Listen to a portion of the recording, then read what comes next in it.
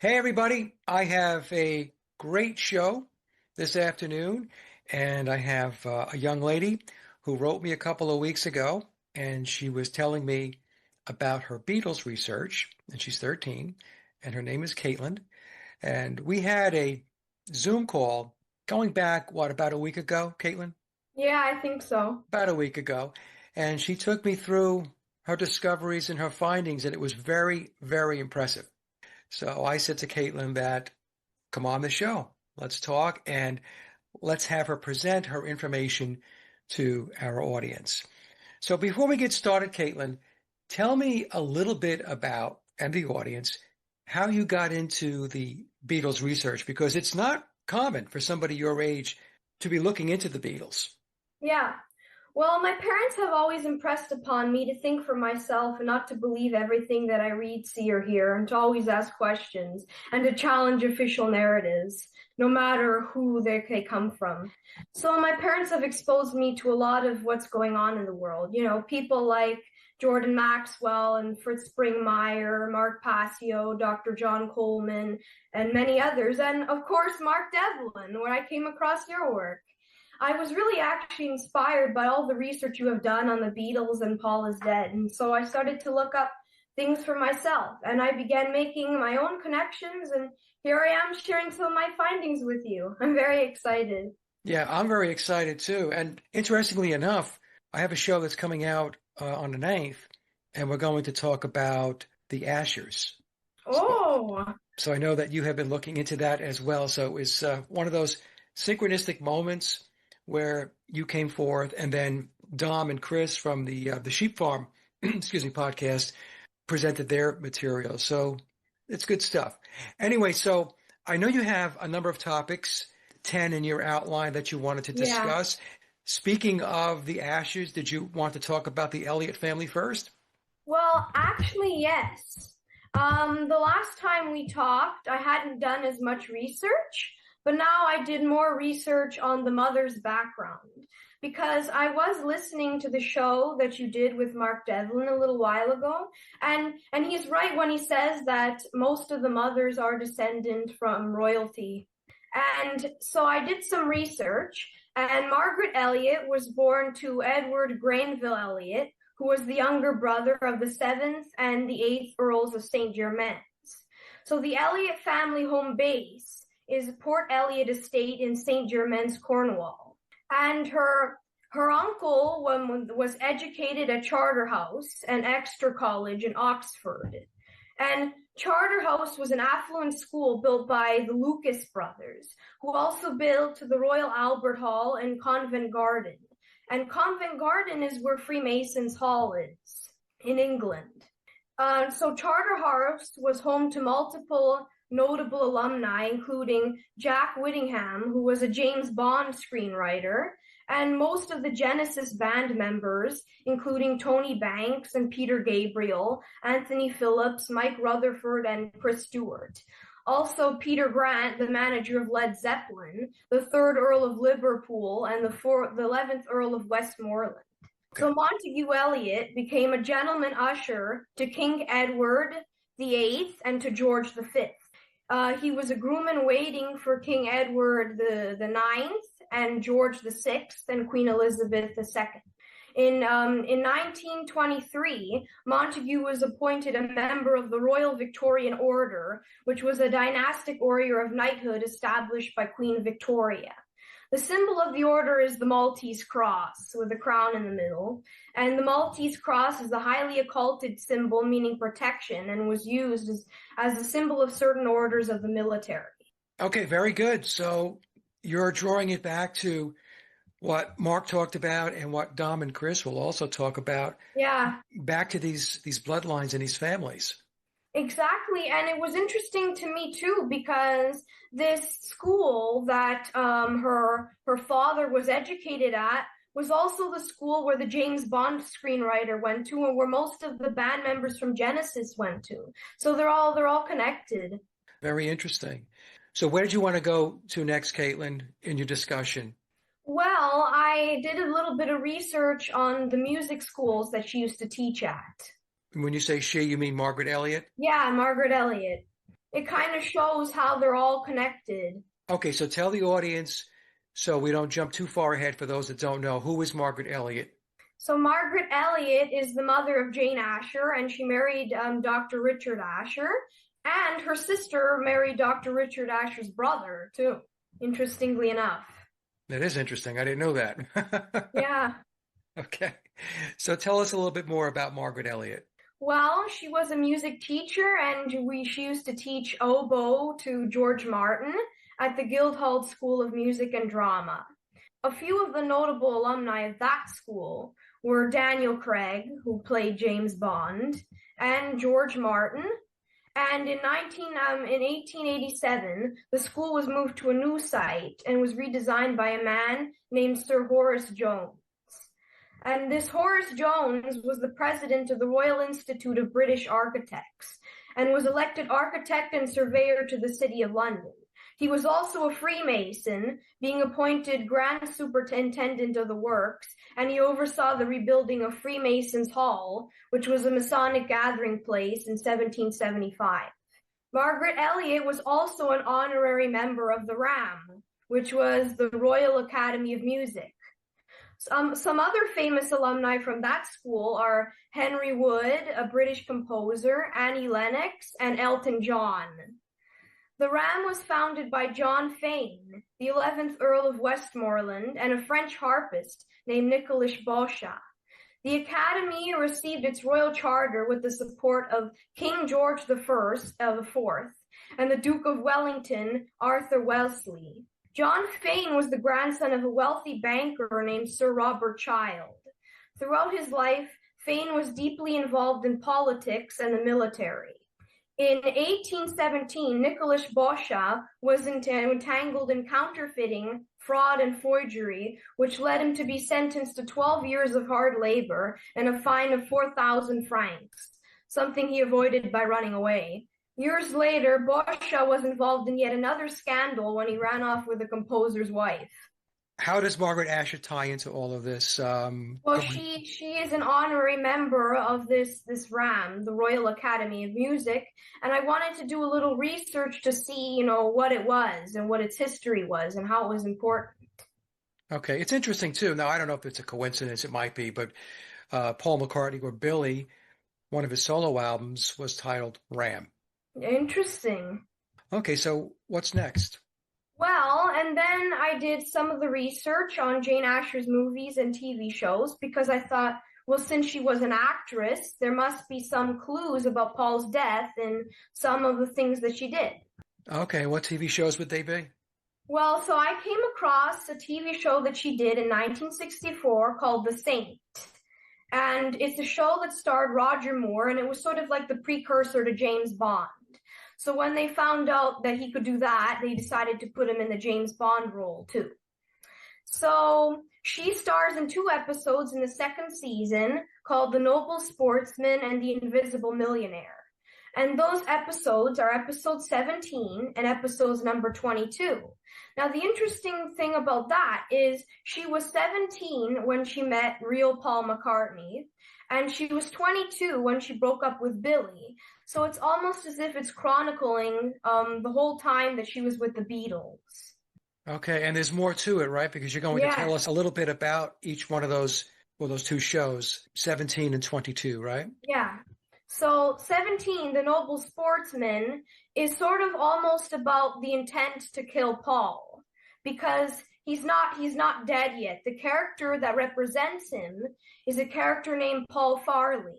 And this Paul Farley was an architect, a mason. The interesting thing about this show is that he is one of the victims of a plot to get rid of him, but nobody knows of that because they believe the good person, this philanthropist, is the one who's the victim of all these death threats, when in actual fact, he's doing this so that he can kill this Farley character. Okay, and the Farley character, you're saying, represents Paul McCartney.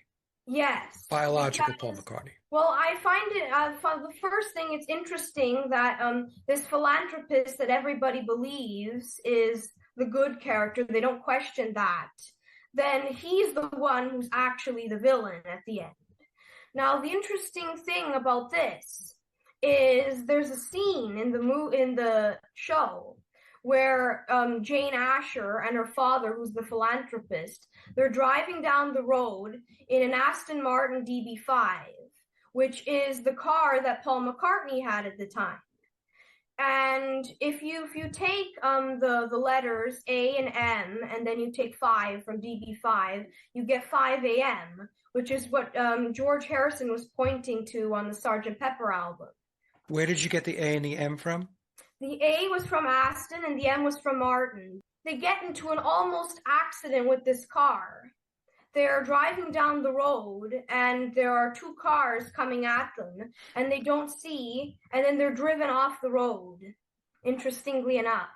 And not only that, but the brakes, the reason of the car crash was that the brakes didn't work and that they couldn't see what was going on.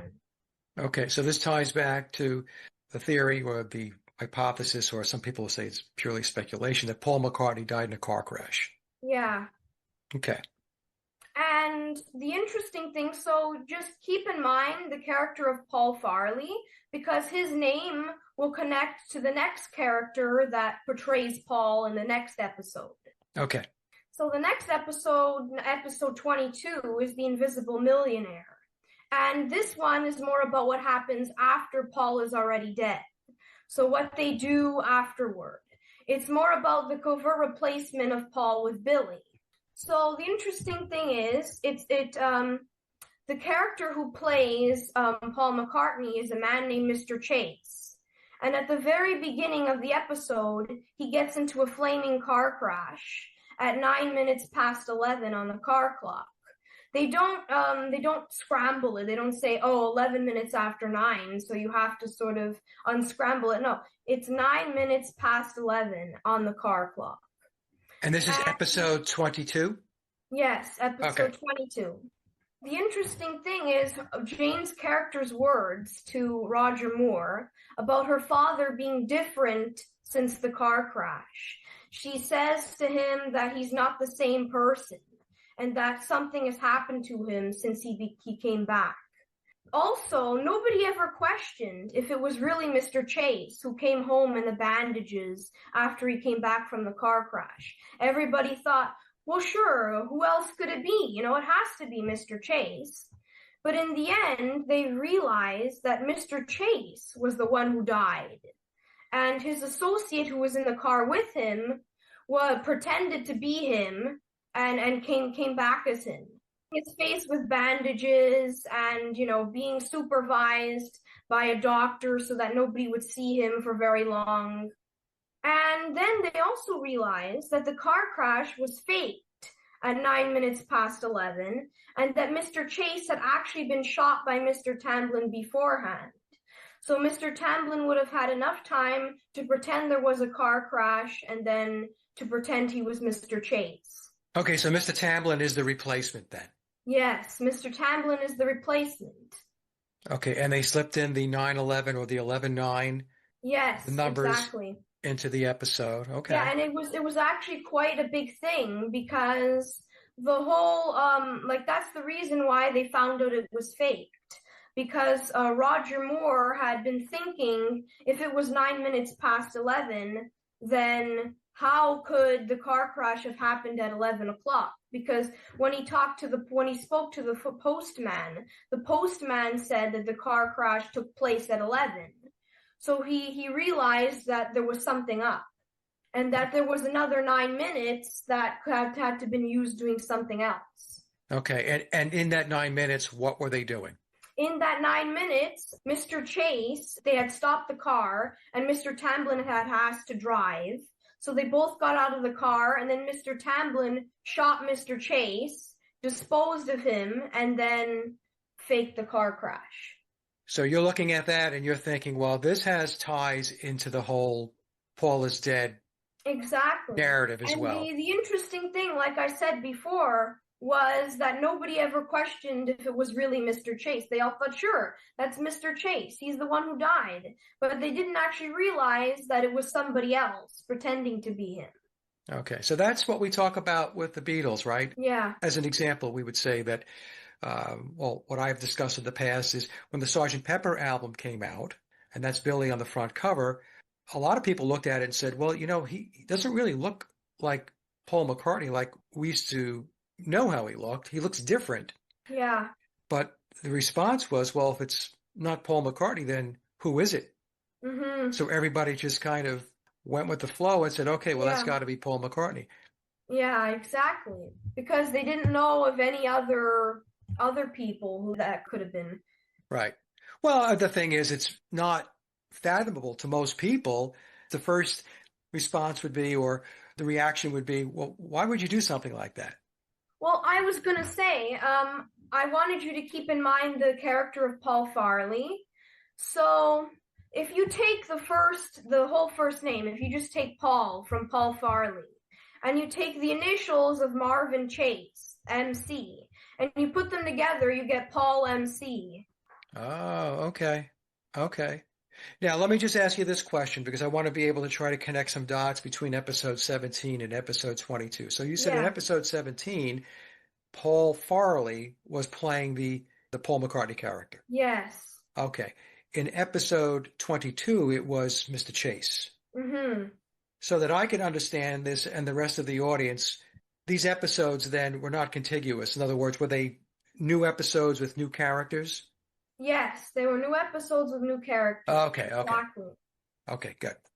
And the what I was saying before was the reason why Paul Farley was still around then is because it was all about the intent to get rid of him, but they hadn't done it yet.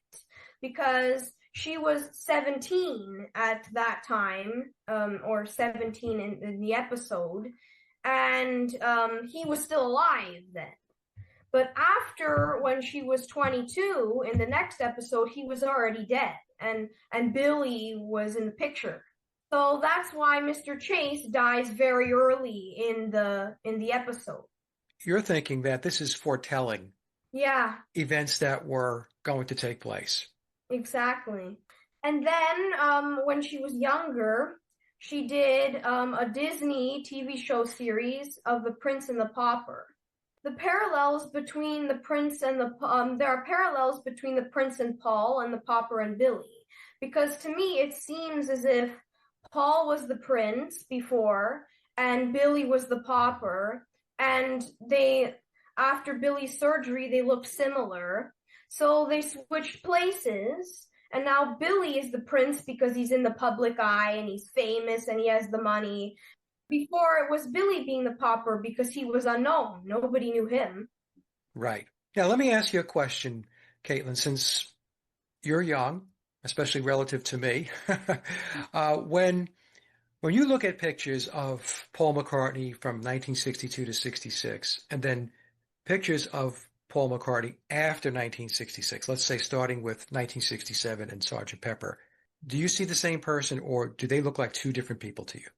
They look like two different people to me. I never actually saw any pictures of him before we started looking up your research. So then the minute I saw that, I go, yeah, that looks like one guy. And then I looked at another picture and said, that looks like another guy.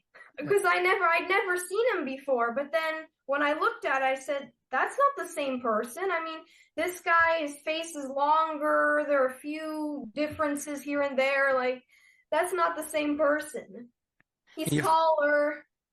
He's taller. Yep. Yeah. He has a different facial structure. His jawline is longer. He has different ears. And he might even have that fake eye that you were talking about. Yeah. Well, that's Sally Whitty's. That's her research, and I believe Sally is correct. One of the reasons is because she knows about ocular prosthetics because she has one herself, and the other reason is because during an interview when Billy was doing the Eyes of the Storm exhibit, he was taking a reporter through the exhibit. He stopped at one picture, and the interviewer said, "Well, you have to have an eye to take a picture like that." And Billy clicked his left heel and said, yes, it's my left eye, meaning that's the eye he has sight in. You're probably familiar with the Masonic technique of masterfully speaking, where they Yeah. tell the truth in an encoded way. So that's what was going on there. Also, the clicking of the heel, this is for the audience. People have asked me about that. When a Mason clicks his heel, and we're talking about the left foot, which is what Billy did in the interview, that's in reference to enlightenment, Oh, to I didn't know illumination. that. Yep. So, in fact, I had an exchange with Sally yesterday about this. We talked about it a little bit. Yeah, I just wanted to get your perspective on when you looked at the images, whether you thought, oh yeah, that's the same person, or no, that's not the same guy. No, I didn't think it was the same guy because my mother when she looks at it, she's sometimes she thinks that it's kind of hard to tell. Like she says, "Oh, that looks like this. Is that Billy or is that Paul?" But I can look at it and I say, "No, that's Paul. That's Billy. There's a Okay. difference." Yeah. Yeah. Well, what happens is like your mom and others who are my age, maybe a little younger, a little older, are so indoctrinated with what has been shown to us over the last 60 years. I refer to it as being jackhammered into our brains Oh that yeah. it's very difficult for people to discern because what the controllers did, what Tavistock did, was to create a composite Paul McCartney. So if you look at images of Paul McCartney, let's say going back to 1962 or 63, right through today, they don't show the images Side as by side. side by side as comparisons. They just tell you that's Paul McCartney. When you put the images side by side, and I'm sure you've done this, you can easily tell at some point the guy changed. He's a different Yeah. guy, right? So, Yeah. yeah. Okay. So I didn't want to derail you there. Anything more about the TV shows? Anything else you wanted to mention about them? Not really. I know that she did a couple of other movies near the end, like in the 70s, but those clues have more to do with her possible death and replacement. Yeah. So I think I sent you the presentation from Kat from Supernatural Yeah. Beatles. And Kat did a very nice job of taking a look at Jane Asher and asking the question, was she swapped out as well? Now, I don't know if Kat, because I watched it a while ago, whether she makes the case that she's not with us anymore or that she was just replaced. In other words, she's still Well, alive, but replaced. What do you think? she kind of leaves it open to speculation. She says she might have been killed and replaced, or she might have been replaced and just put somewhere else. But I mean, more of her evidence that she shows you, it's sort of stronger that she was replaced and Yeah, killed. yeah. I thought that she was replaced as well. It's tough to say that somebody was killed because we don't have any direct evidence that Yeah, somebody was taken out, but we do have a lot of evidence when we look at the images where we can discern that in all likelihood is not the same person. it would be more of a hassle for them to replace her and then give her another life and give her another name and give her money and give her a job and whatever when they can just, well, to them, they would rather just get rid of it, finish it off. Well, the old saying is dead men don't talk, right? So Yeah, if you're not here anymore, then you can't pop up and exactly. disrupt the plans.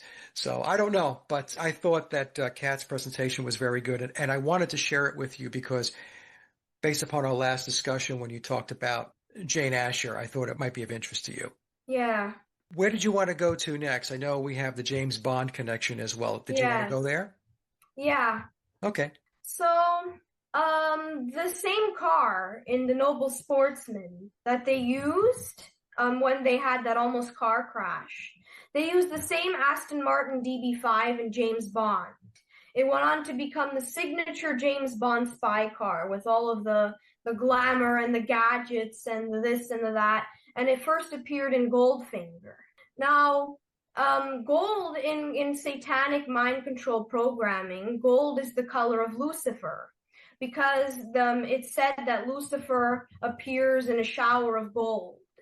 So when they talk about Goldfinger in the song by Shirley Bassey, they're talking about the character, but they could also be referring to Lucifer too. Just like the Phantom of the Opera when they sing Angel of Music. Lucifer in God's heaven was considered the angel of music. So they could possibly be invoking Lucifer when they sing that song. Yes, that's exactly right. Lucifer was known as the angel of music. Now, the actor Roger Moore, who was Simon Templar, went on to play James Bond. And his first film was Live and Let Die. And in Live and Let Die, his leading lady was also named Jane. And Jane Asher had played a Jane Seymour previously in King Henry and His Six Wives. In his first James Bond movie, they're bringing her back.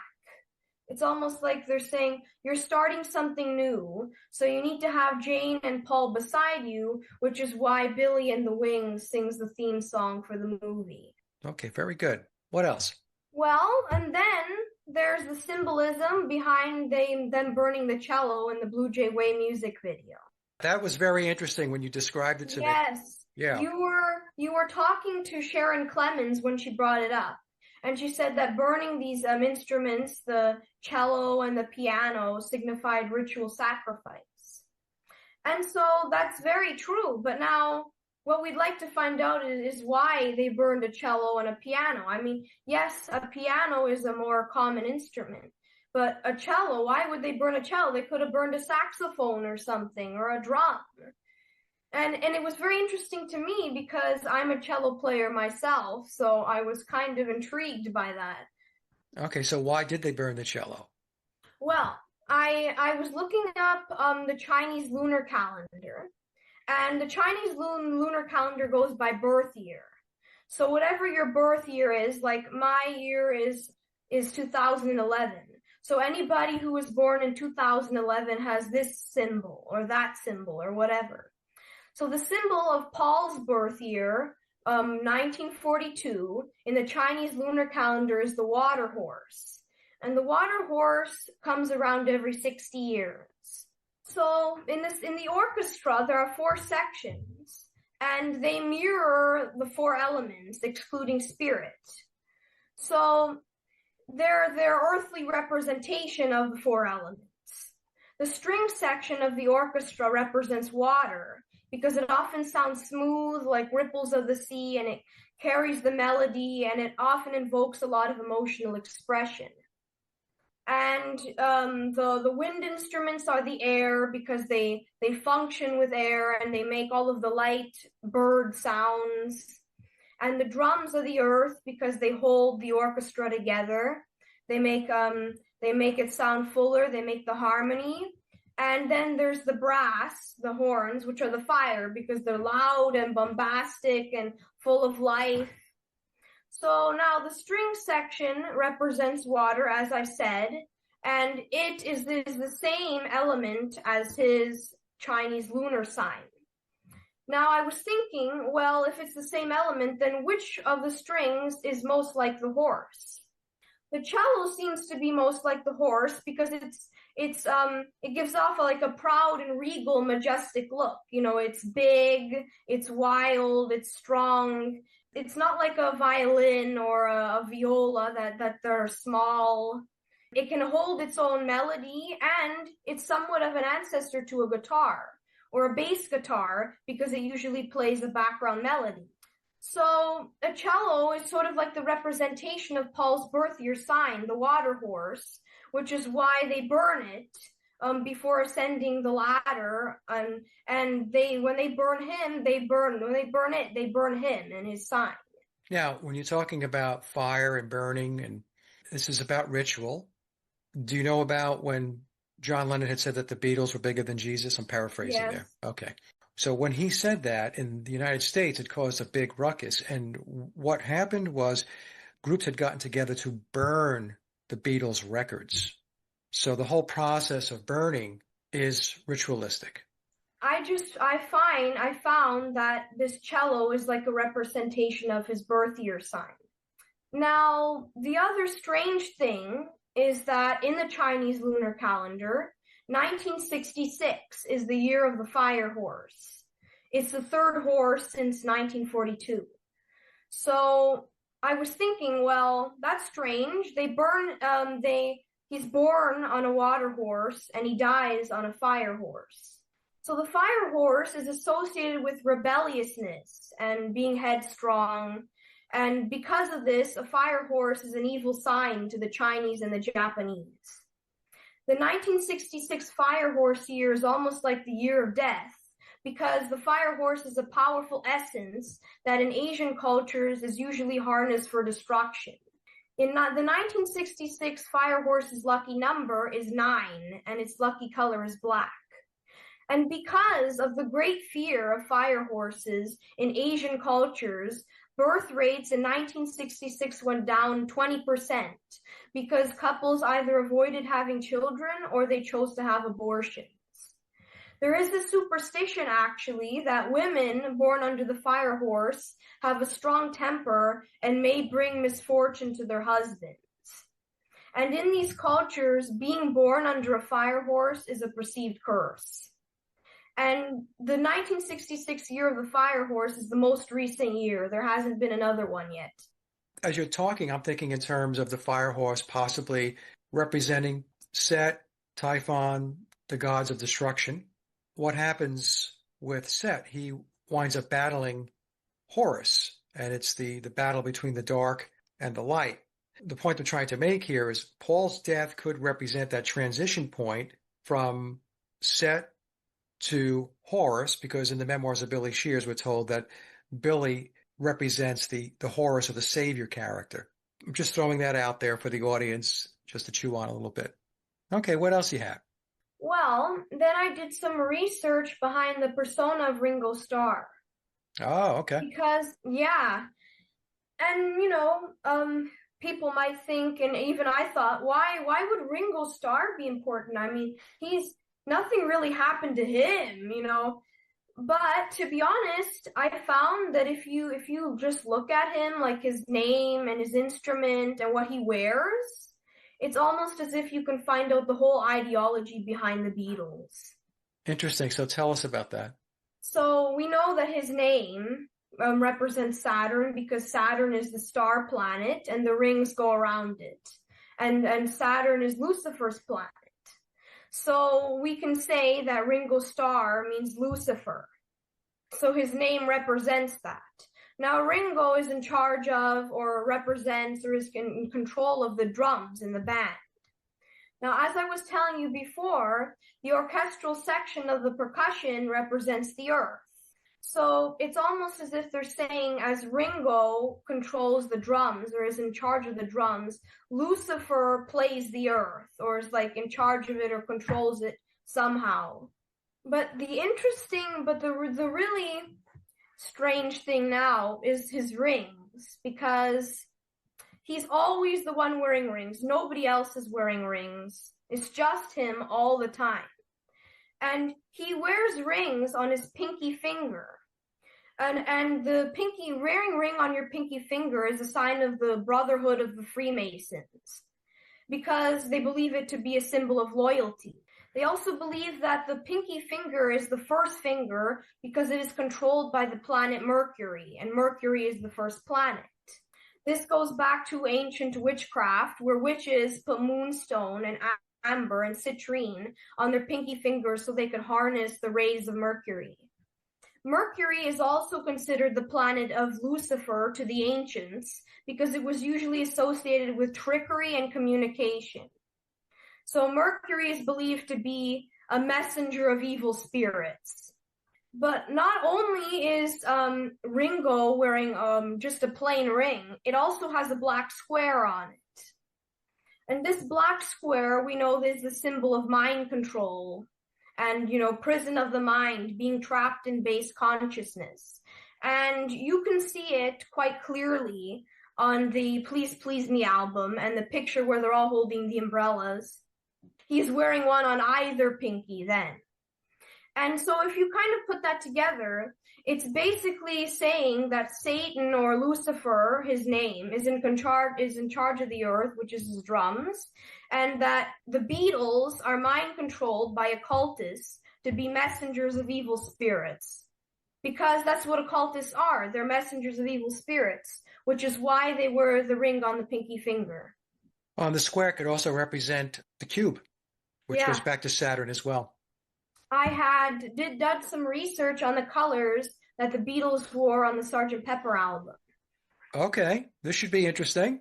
Yeah, because when I look at the Sgt. Pepper album and we go into all of the clues, all of the dead people behind them, the clues in the area in front of them, and the drum head.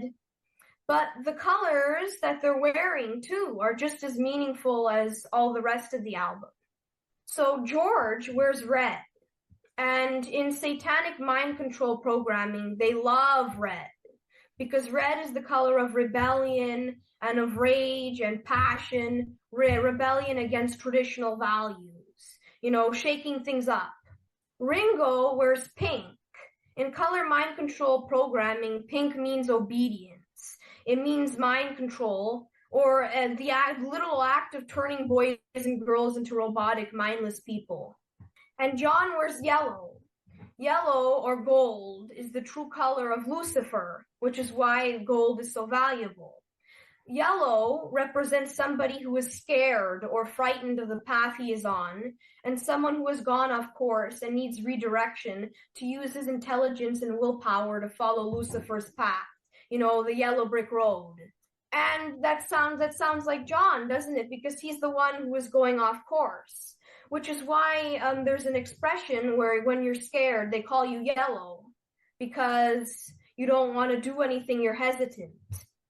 You need redirection, which is sometimes why when some celebrities go off course and they need a warning, they come back with like a yellow wig or yellow hair, something like that, because they're being reminded that they have to stay on course. They have to go this way instead of that way and not branch out. Also, on the Beatles' first album, Please Please Me, and again, for the audience, the Beatles' official releases were the UK albums on the Parlophone label. The very first album, Please Please Me, which was released on March 22nd, which is 322, is the Skull and Bones number. It also relates back to Genesis 322, so take your Bibles out and take a look at that passage. But the album, the label was referred to as the Black and Gold album, and black and gold are the colors of alchemy. Okay, so I'll just throw that in there. And now Billy wears blue. In this mind control programming, the Satanists believe that the blue is connected to the planet Jupiter and that it's associated with protection. So blue is the color of leadership and Jupiter is the king of the planets. So they believe that wearing blue means that you're in charge, you're the king, you're the most important, you're the greatest. And I guess we could say that Billy kind of fits that mold. Yeah, that's what they believe. Because when he entered into the picture, he became the de facto leader of the band, right? Yeah. And he's supposed to be, the Jesus, the savior, whatever. Yeah, it goes back to the whole Horus set Egyptian mystery and mythology that permeates a lot of the narrative around Billy in the memoirs of Billy Shears. Okay, so did you want to talk a little bit about some of the early movies, especially Help? I didn't do too much on A Hard Day's Night because it seemed to be just like a regular day in the life for them, so there wasn't really much to pick out. I mean, There were a couple of scenes that had strange appearances of cellos. There were cellos where there shouldn't be a cello. It was very interesting, but Help, I think, is the more important one. In some respects, because there are a lot of strange coincidences, if you want to call them that. And the storyline is very interesting. Now, the producers of this movie said that, of course, this is fictionalized, it's not true. But to be honest, I believe that is probably just as true as the first one. It's about an Eastern cult, and at the beginning, they're about to sacrifice a woman to their goddess of destruction, Kali, but they find out that she's not wearing the sacrificial ring, and they set out to find who is. Whoever's wearing this ring has to be sacrificed to the goddess, and of course, Ringo not knowing what the ring was, received it in his fan mail and he puts it on. So that's sort of like a huge spotlight on his wearing all these rings all the time. So it's all about this demonic cult being after them because they want to sacrifice one of the Beatles before dawn, and their attempts to try and remove the ring from Ringo's finger. Yeah, so we're back to the narrative containing sacrifice. And it really sort of introduces the fact that they're intertwined in this. Because, I mean, if you think about the song Help, it's all about the fact that they've lost their independence and they need help to get out of some sort of trap that they're in. And this is the trap. And they're showing you because they realize that it's closer to Paul's death now because this is 1965. So they're thinking, well, we got to kind of tell them a little bit. We have to make these things more serious now. The coincidences that I was talking to you about, there's one scene where they find out the entire thing that's going on, this demonic cult being after them and whatever. They're in an Indian restaurant, which relates to their later years where they're in with this Indian, they go to India and George becomes this like Indian guru who loves Indian music. And, you know, they start talking about all the poor in India and they go there to meditate and whatever. Now, there's a scene where they ask for soup and the waiter goes into the kitchen to spoon out the soup. And in one scoop, he gets granny glasses in this scoop and he puts it in the bowl and then he gives it to John. And John's going to eat the soup and he takes the spoon out and there are granny glasses on the spoon. And he says to the man, "What's this? Glasses?" And the man is very vague about it. He doesn't really reply. But the interesting thing is that he's getting the glasses showing you that that's what he's going to be like. He's going to need them afterward. Why would there be glasses in somebody's soup, especially John's? Like the minute I saw those glasses there, I said, I bet you John's going to get that bowl. And he did. Yeah, and the whole Eastern religion piece of it goes back to Blavatsky and to Aleister Crowley. So there's ties there as well. In fact, the counterculture in the 1960s, one of their paths was to draw more people to the Eastern religions and away from the traditional religions like Catholicism and Christianity and so on. Yeah. And it's sort of like predictive programming because there's another scene where they're all disguised because they have to go on a plane and they don't want to be recognized. And they look exactly like they're going to look after Paul dies. They have the long hair, they have the beards, they have the granny glasses. They look exactly like they're going to look after everything happens. So it's already telling you that this is what they're going to be like after all this is over.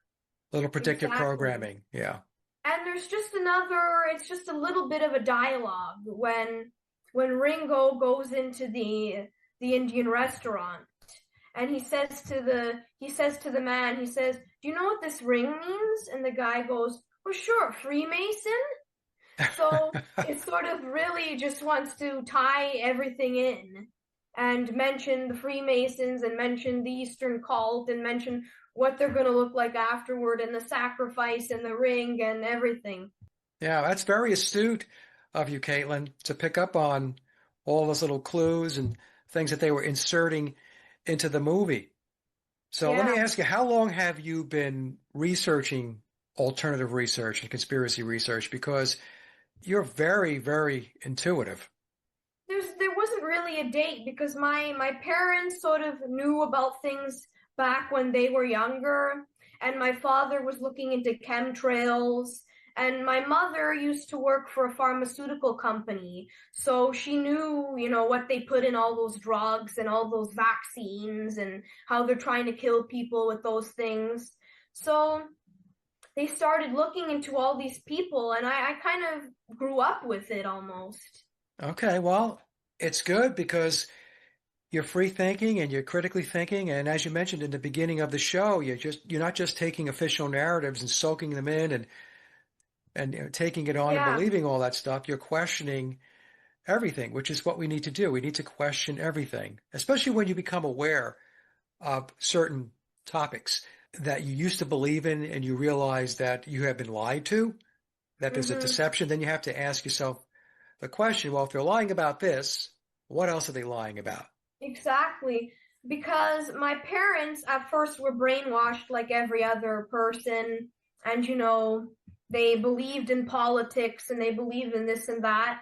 But then they finally started waking up about these things and they said, well, wait, if this is wrong, then maybe that's wrong, and maybe this is wrong, and maybe that's not true. Right? Now, let me ask you as a young person, what kind of music do you listen to?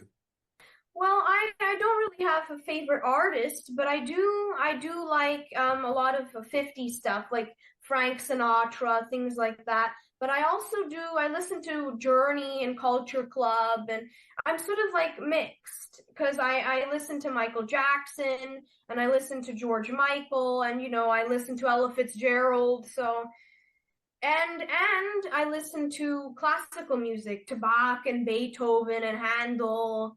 So I don't really have a genre. Okay. Well, let me ask you this question then. When you listen to the pop music that you listen to, how do you listen to it? Do you listen to it with a full understanding of what it's really all about? Yes, I listen to it and I know I understand what it's about because my mother told me, and I believe that you don't listen to the music because you idolize the artist. You just listen to it because you like it, because you know what's behind the person and you know what's behind the music and all those things. So you only listen to it because you enjoy it. You don't listen to idolize the person because you know that they're not good people or Okay. they're involved in something, or they were misled, or they were thoughtless and they decided to get into this, or they were marked from birth to do this. In other words, you're not listening to them and viewing them as an influencer in your life. In other words, they're going to lead you down a certain path or, Mm-mm. right. Good. Very good. I know that's what happens to like a lot of things happen to people when they do that, when they listen to all the later Beatles stuff, or maybe they listen to the Doors and they decide, let's go get some drugs, let's go get high because we have to follow what Jim Morrison is doing, or what whoever else is doing, whoever we like.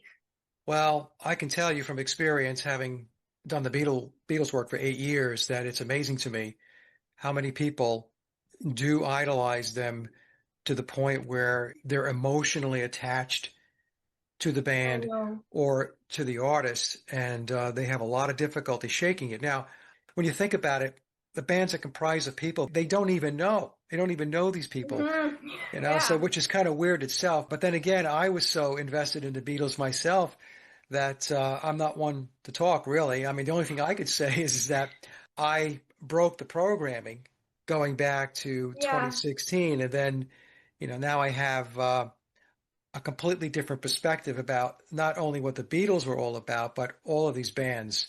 Some people are so mind controlled that they see, like they say that total horrible songs like Revolution 9 are wonderful.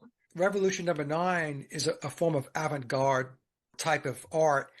And you're right. I mean, they will listen to just about anything that we'll pick on the Beatles because this is our topic that comes from the Beatles or even their solo careers, and just Mhm. say it's great, even when, like you said, it's not great. If you're Yeah. objective and you listen to some of the stuff, you'll think to yourself, well, you know what, that's not really a great song. But there are people that will defend it to the hilt. They just feel they have to. They feel that that's their job, their responsibility because of their level of investment into the Beatles, either as a band or individually, going Yeah. into the solo careers. It's amazing. So, do you get a lot of flack from friends or anybody else Well, when you to be talk about this stuff? honest, I don't have many friends actually. Oh, I welcome to don't the have club. many friends because I'm homeschooled. So when my mom took me out of school because they wanted people to get vaccinated with all this COVID junk, It was just terrible. So she pulled me out of school, and now the only friends that I have, I see in extracurricular activities. And they're not really friends, they're just acquaintances. So I Gonna have haven't actually really talked about this to anybody except my family and my brother because I don't have anybody to talk about it with. How old is your brother? He's 11. He's 11. So where is he with this type of research? Is he aware of it yet, or is he Yeah, there, yeah, not there? he's aware of it because we all share all our ideas and everything that we found out. Just like me, he grew up in the family where we were questioning the narratives and we were doing our own research. So he's with it definitely. Well, let me just say this, very good on your parents for homeschooling you and for ensuring that you're on the road that you're on as early on as it is. I mean, at 13, for you to be looking into this type of information, not just the Beatles, but other topics and Yeah, other, I know yeah, I know quite a lot of things. I can tell, and it's excellent. I wish more parents spent the time to do what your parents are doing for you and your brother. Yeah, I guess we're a little different from the average TikToker. Yeah, well, I would say you're very different in a good way, in a very good way. So, Kaitlyn, is there anything else that you wanted to talk about? Well, yes, there were some interesting coincidences about John's murder in the older songs, the newer songs. I mean, like the songs from the Billy period. Okay, Because to me, it seems like there was a period of time, like 64, 63, where there wasn't really anything. And then in 65, 66, there started to be, a couple of things here and there about clues of Paul's death and songs. But then I think it really blew up after 66, like in 67, 68. They had clues everywhere about Paul's death and on album covers and on this and on that. But I believe too that in 69 there was also a little bit of some clues of John will be dead in some songs too. okay, well, tell me about that. What I clues did you have a find? few I have a few examples. The first one is Come Together, and I'm sure you know that song. I don't know what album that's from, but From Abbey Road. I haven't finished deciphering the whole alphabet soup that song is, but I feel to me it's sort of like a recounting or like a telling you of what's going to happen on John's death. Because right at the beginning of the song, right out of the gate, he starts saying shoot me Right. like a couple of times, like maybe 4 or 5 times. Yes. And then it's all about some sort of man with a gun who's going to shoot somebody. And then in one passage, he says that he shoots Coca-Cola. I don't know what Coca-Cola is, but I'll have to look that up. But there are other interesting parts too in the lyrics. Like one of the times he says he's got juju eyeball, I believe. That's a reference to Billy.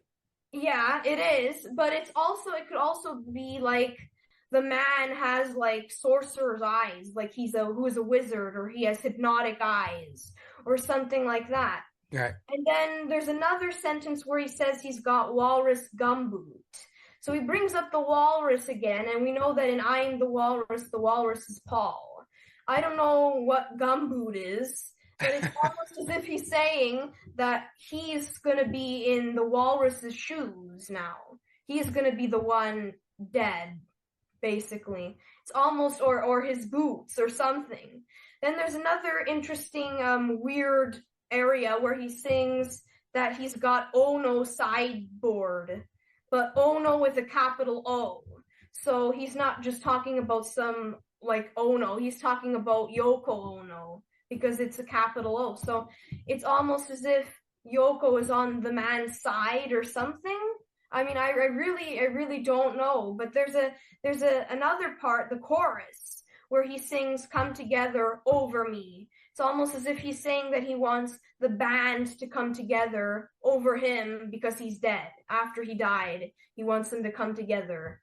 Okay, well, I'll tell you what. If you dig deeper into it and you piece it together, let me know, and I'll give you an opportunity to present it to the audience. Yeah. How about that? There's a quote from John Lennon. I forgot what interview it was in, but I do have it on my hard drive, and maybe I'll try to insert it into the show at the very end, where he says that there's only about 100 people that really understand the Beatles' music. So what he was saying is there's an inner circle that really understands what the lyrics and the clues and everything that goes along with it, what Yeah. it was really about. So that was a very interesting quote. And as you mentioned, I think you mentioned it before, where John was, as he was going along, especially in his solo career, he was talking a lot and alluding to that the Beatles were not what people They said they believe were. they said they were. Yeah, he in an interview he did back, I think it was in 1971 with Rolling Stone magazine. He said that the Beatles were a myth, Paul McCartney was a myth, Bob Dylan was a myth. So John was saying a lot of things, and of course we've got his song God, where he had a whole litany of things that he didn't believe in. Oh, really? Yeah, listen to the song God off his first solo album with the Plastic Ono Band. I don't believe in this, I don't believe in that. And then at the very end, he says, I don't believe in Beatles. So take a listen to that song. You can easily find it on YouTube. Yeah, And and there's another song that he did, another album he did. I think it was the last album he did before he died, called Double Fantasy. yeah, Double Fantasy. And Yep. there's a song there named called Woman Yeah. or something, but I don't really believe it's called Woman. I believe it's called Paul because to me, it's more like a personal message to him. Because what did Yoko do for him? I mean, he's talking about the fact that he's torn because of his thoughtlessness, and that this person showed him the true meaning of success. So I believe it's almost like, he has one last thing to say, and he's gonna say it to Paul, because he's telling him all of his mistakes and the fact that they should have been smarter and all those things like that. So you think he camouflaged the lyrics, made people believe it was Yoko, but he was really referring back to his relationship with Paul. Yeah, I think so. Very interesting. Well, Well, he also has a song on his Imagine album titled How Do You Sleep? And yes, and it yes. is the quintessential Paul is Dead song. And I've said to people over the years, if you read memoirs and then listen to How Do You Sleep, or listen to How Do You Sleep and then read memoirs, you're going to see that the lyrics to the song and the book are integrated. Yeah. They map. And there's actually a part where he says something like, the only thing you ever did was yesterday. Now Right, you're just another day. right. And Another Day is a song by Billy and the Wings, Yes. and it's about a lady who's waiting for her lover to come back, but he never comes back because something detains him. And it's almost as if, you could keep it as a lady, but you could also switch it and put in the Beatles waiting for him to come back, but he never does. Or he comes back as someone else. Many times the lyrics to songs are not as straightforward as Mm-hmm. people believe that they Yes, are. It's what they refer to as being layered. So you have to peel back the layers and to see if there's another message embedded in the music, exactly. right? Anything else? Any last thoughts? Yes. There are a few people on YouTube who do backmasking videos where they play all the Beatles songs in one album backwards so you can hear what they're saying. And there's one part in the Abbey Road album. And now the weird thing about this is that Yoko sings with them in this song. She actually gets to sing in the song, and I'm like, why is Yoko singing in this song? It's the same reason why Linda is always around when Billy's there. Like, why? Why is that? Why is she always there? And so this backmasking piece was Yoko Ono's voice, because it wasn't the Beatles' voice. You could hear it was a woman. And she kept saying, I shot John Lennon, I shot John Lennon, I shot John Lennon, again and again and again and again. I'll tell you what, why don't you send me the link to what you're talking about, and I will put it down below in the description box so the audience can take a listen. Because honestly, I have not heard that. So that's a new one for me. So I will also take a listen. All right. So just send me Thank the link. you. Yep. Very good. Very good. Send the link and we'll make sure that we get it into the description box. Well, Kaitlyn, this has been a fabulous discussion. I really enjoyed it. And you have an open invitation to come back anytime you want. If you continue your research and you feel like you've got enough stuff to put another 45 minutes to an hour together for a discussion, we'll do that. Okay? Thank you. Well, I want to thank you for coming on the show. Thank you for contacting me.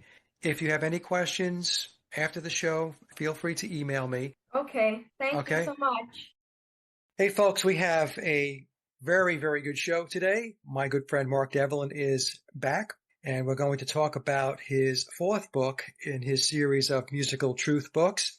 And from Amazon, I picked off this narrative. When we think of rock stars, particularly those in rough, quote, edgy bands, we are entrained to think of them as having come from regular working class backgrounds and having worked their way up the slippery pole to success through their hard work and talent alone.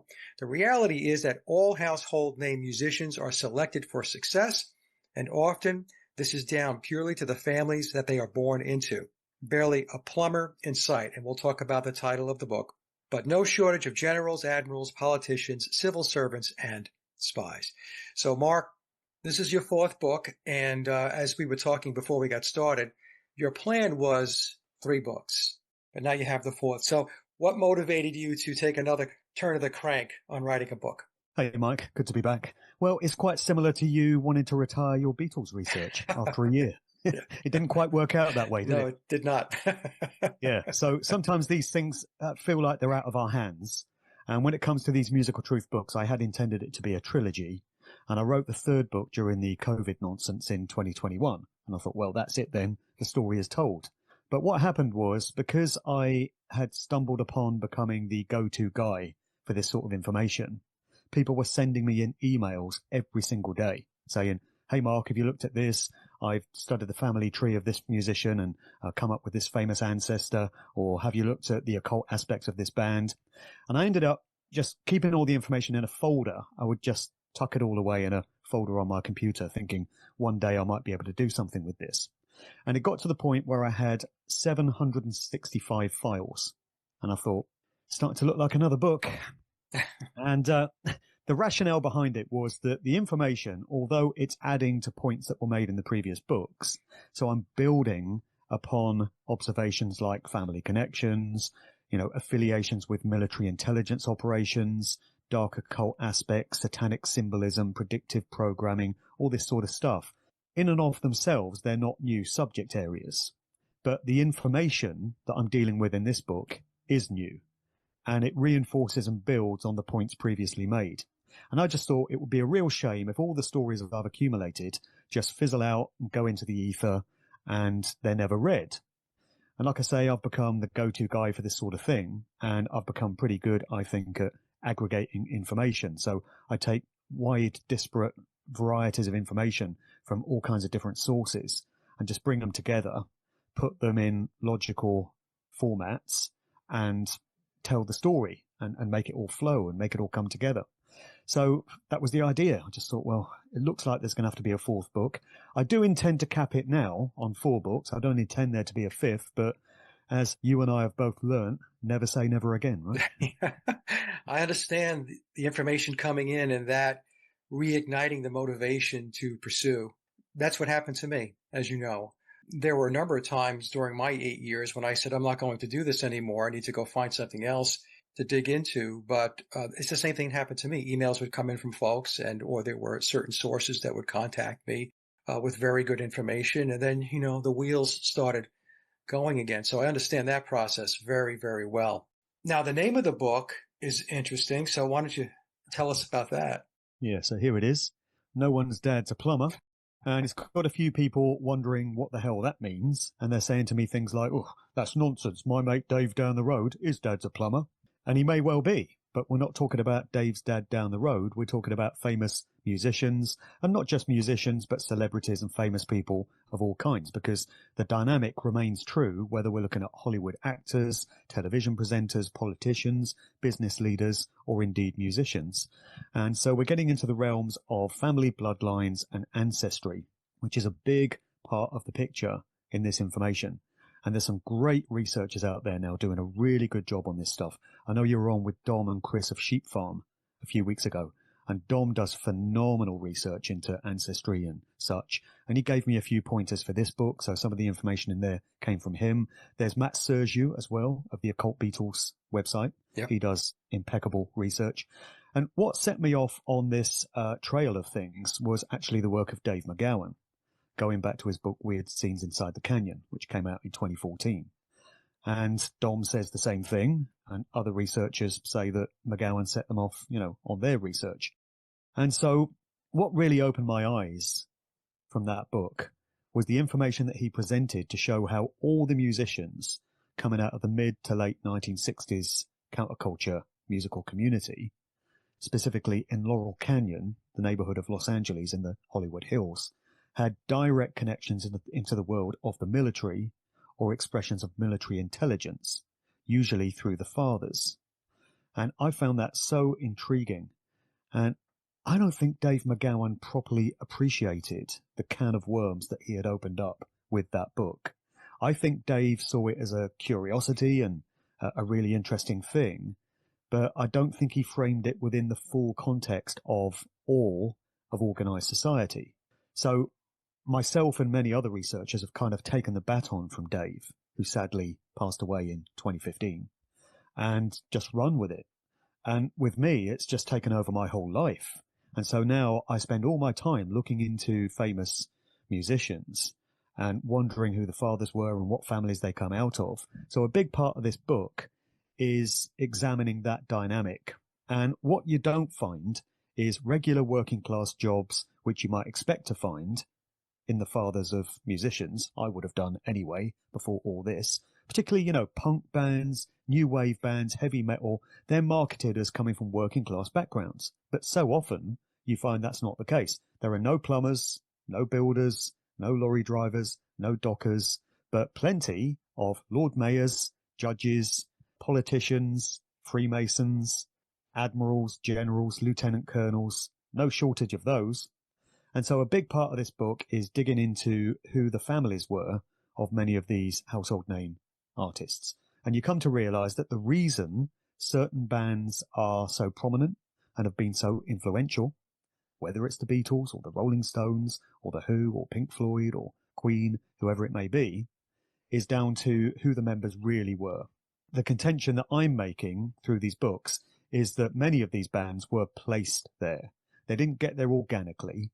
They didn't work their way up the slippery pole, as the précis said there. They were inserted into culture to do a job, social engineering and mass mind control. And that's who these bands really were and are. And it's tough information for people to grasp hold of. And there's all kinds of denial. People just don't want to hear it about their favorite band. They will resist and they will fight you and they will argue with you, as you well know. But the evidence is what it is.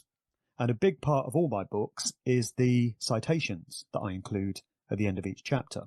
So lest I be accused of pulling this stuff out of my arse, making it up, I can point people to all the resources where I drew this information from so they can go and check it for themselves if they want. And if they're really going to be open-minded and honest and adult about it, they're going to have to draw the same conclusions that I did, which is the music industry is not as we thought it was and would prefer it to be. Right. I tell my audience that the music industry and the entertainment industry is completely controlled from cradle to grave.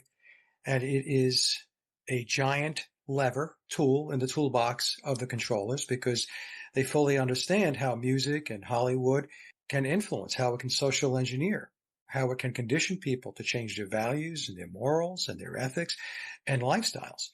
So, and it is very difficult for people to get their heads wrapped around it. So when you talk about this, or when I talk about it, or others who are talking about the entertainment and music industry, we catch a lot of flack and quite honestly, a lot of hatred because people have put these bands, these artists, these celebrities up on a pedestal and they worship them as gods. So I completely understand. How much backlash do you receive? Is it a lot? Was there more in the beginning, more now? And how do you deal with it? Yeah, not as much flack now as I was copying when I first started all this research. So I'm about 10 years deep into all this. Musical Truth 1 came out in early 2016. And back then, it was an entirely new concept for people to wrap their heads around, that these musicians and bands weren't who they thought they were or came from where they thought they did. A few years down the line now, I think people have been more accepting of it because they've looked at other areas of conspiracy alternative research, and they've come to realize that the world of politics is, of course, completely corrupt and controlled. Same with the world of big business, banking, finance, mainstream media, all of it. We've been through the COVID situation, and that, to use a term, woke a lot of people up. And so I think people are more open-minded now to these ideas than they first were. Still, you touch a nerve every now and again with people's favourite acts, though. So you might have somebody that will say, oh yeah, I totally agree with you that the music industry is used for mind control and social engineering and stuff, but not Pink Floyd. No. Pink Floyd, they were doing their own thing. They slipped through the net. Roger Waters was making all these personal statements and Dave Gilmour and stuff. And no, they didn't get them. No, Pink Floyd just flew under the radar and stayed outside of all of that. It's just a ridiculous concept that a band as big as them could have stayed out of all this. It is a blanket statement that I make that all A-list artists are controlled and placed where they are. And I don't mean all bands ever when I say that. I mean the real high rollers. Right. The Rolling Stones, the Beatles, The Who, David Bowie, Elton John, these sort of names. Led Zeppelin, Pink Floyd, There's no way you can get that level of success and influence unless you have the blessing of the social engineers that make all this stuff happen. Yeah. So there is still some denial there. I get heckled occasionally at live talks and they'll say, where's your evidence for this? And I say, well, read the book. That's why I put it in there. But not as much as I used to. And it's nothing I can't handle. Get a few emails, a bit of hate here and there. But yeah, I'm confident in the accuracy of the research that I put out. And I provide all the citations, and it is what it is, and people can make of it what they will. Yeah, and it's what's very important, Mark, that you said. We're talking about the A-list artists, bands, performers, celebrities, because they pave the way for others to follow. And the way I've described it is they create a sandbox. So the social engineers, Tavistock, and so on, they create a sandbox, and that particular sandbox is a genre of music. Let's just say the British Invasion. I will pick that one. It's an easy one to pick on. And so you have these A-list bands that enter into that sandbox, and then what happens is they create a template that other bands emulate. They copy. So they copy the style of the music. They copy the essence and the spirit and the direction of the lyrics. They emulate the presentation of the material, how they dress, how the album covers are designed, the occult symbolism, and all that stuff. So I have to explain the same thing. I'm not talking about every band. We're talking about the ones that were tapped to lead the parade. So I'm glad that you said that, because I've had those discussions as well as people telling me that may be true about the Beatles, but it's not my band, not the band that I love. I get it a lot with the Rolling Stones. People will say, well, I completely agree with you on the whole Beatle topic, but not the Rolling Stones. So I'm like, I got news for you. That's why they're still touring into their 80s, right? Exactly. They're wearing face masks and saying, get the shot. Before you, Yeah. So anyway, I didn't want to derail you there, but I just wanted to capture that moment because, like I said, it's something that I have to explain over and over and over again. What I'm finding so interesting about the bloodline stuff now, though, Mike, is I've had this conversation with Dom and Matt. I think there is now a concerted effort in the mainstream media to make it appear as if these bloodline links are nothing special, because the sort of research that guys like us have been putting out is having an impact. It is being noticed. We are being watched. We're being observed. Of course we are. Our output is being kept an eye on. And I say that because there was a great example of what I mean a few months ago when Janet Jackson, Michael's sister, went on BBC Radio 2, Zoe Ball's breakfast show, and out of nowhere, she just raised the fact that she is a cousin of Samuel L. Jackson, Stevie Wonder, and Tracy Chapman. I remember that, yep. Right, so it was presented by the mainstream as, oh, isn't it a curiosity, quite interesting, isn't it? Anyway, moving on. Well, it's more than just interesting. It's key. That's why all these people are famous, because they're related. And then you get to Madonna, and she's cousins with Ellen DeGeneres, Celine Dion, Lady Gaga, or Lad Gaga, possibly, and all these other people, Tom Hanks, George Bush, Barack Obama, Dick Cheney, Brad Pitt. It's just crazy. All these people are related. And you can do the genealogy. Professional genealogists have drawn up all the family trees, for anyone that thinks I'm making all this stuff up. And so that's why these people are famous. And how many examples do you need before you start to see a trend and a pattern emerging? But we've got a show here on BBC TV called Who Do You Think You Are? And this is where they take a famous person, maybe an actor, and they have genealogists who dig into their family tree and their ancestry and stuff, and they turn up who their ancestors were. And always it's like dukes, earls, English kings, medieval warriors, this sort of thing. Never turnip pickers or sewer workers. I guess that wouldn't make for a very interesting show. But again, I think this is presenting the idea that, oh, well, you know, we're all descended from kings. And if you go back far enough in your own family lineage, you're going to find noblemen and mayors and this sort of thing. Is that true, though? I can go back quite a few generations on my mother's side, and all I find is peasants, you know, farmers. Right. Where are the kings there then? And this is one of the things I get heckled about, actually, on the rare occasions that it happens. People will say, oh, yeah, well, you know, Madonna may be a cousin of Brad Pitt, but if you go back far enough, you'll find you're related to someone famous. But I don't think that's true. And I think, you know, many of us can do that digging and prove that it's not true. The social engineering that takes place has conditioned people to react from an emotional perspective. They reduce the critical thinking faculties of an adult down to that of almost a child. And so when people are confronted with information that cuts across the grain, that doesn't jibe with what it is that they believe, they react that way. But look, the truth is the truth. It's not an easy path because there is a lot of resistance. There are a lot of people that don't like your message. There is a lot of suppression of the information that you're putting out and others are putting out, being shadow banned and all that stuff. But like you said, Mark, we're starting to see now where the narratives in the mainstream media are trying to normalize. Oh, yeah, well, of course I'm related to this person. It goes back to this person and so on. And I've actually seen the same thing with the occult. So we'll have some of these celebrities and some of these artists come out and openly say, yes, I sold my soul. They just put it out there. And people who are watching this will just take it in. They don't ask any questions. It's now becoming normalized for them to say this type of thing. And very few people step back and say, hold on a second. What did you just say? You sold your soul. Elaborate a little more. Tell me a little bit more about that. What exactly does that mean? And very, very few people, especially when we're talking about the masses who have this worship of these celebrities and these artists and these bands and so on, they don't ask any questions. Right. Well, I've seen many artists on live chat shows, and they'll come out with a comment like, I sold my soul to the devil. And the audience starts laughing because they think it's a joke. They're actually telling you what they've done, but the audience thinks it sounds so incredulous that they just laugh nervously at it. So I think there are two ways in which artists do sell their souls. There's the literal sense and the metaphorical sense.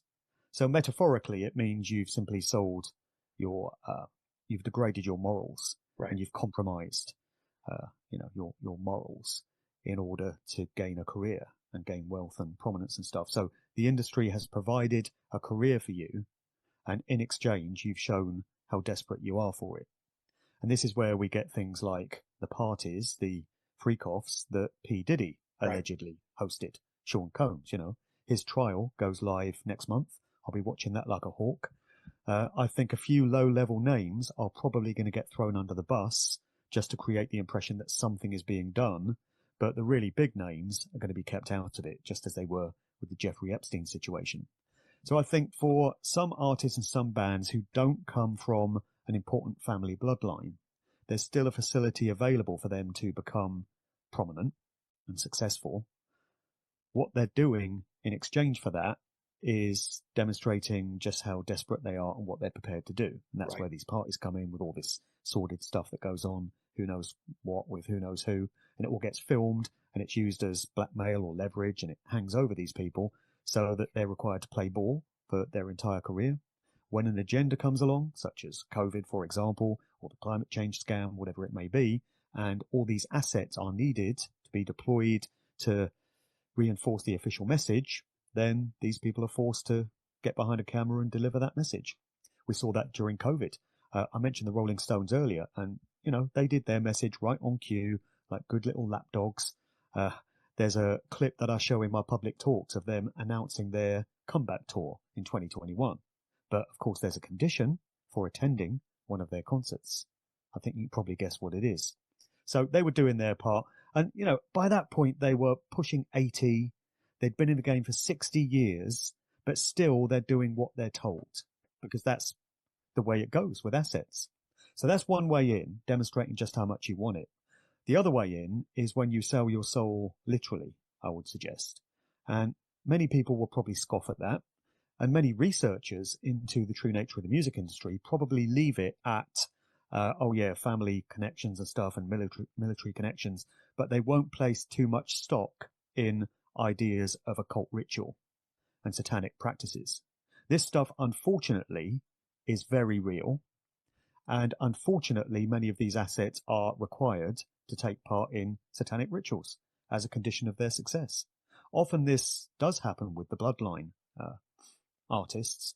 So just because you come from a so-called Illuminati family, it doesn't mean you're going to be kept out of things like trauma-based mind control and satanic ritual abuse. In fact, there's more chance that you will get embroiled in all that stuff if you come from one of those families. I mean, we can throw Britney Spears in as an example, or Mariah Carey. So Mariah Carey's sister, who passed away, I think it was last year, told a story of how when they were children, she and her sister Mariah and their brother were forced to take part in rituals where these people came in robes and performed satanic practices. So that's Mariah Carey's childhood. And Britney Spears tells similar stories of stuff that she went through as a child, just as two examples there. And so this becomes something that artists are required to undergo. And we can know this through the symbolism, because the controllers communicate with each other in the form of symbolic coded cryptic language.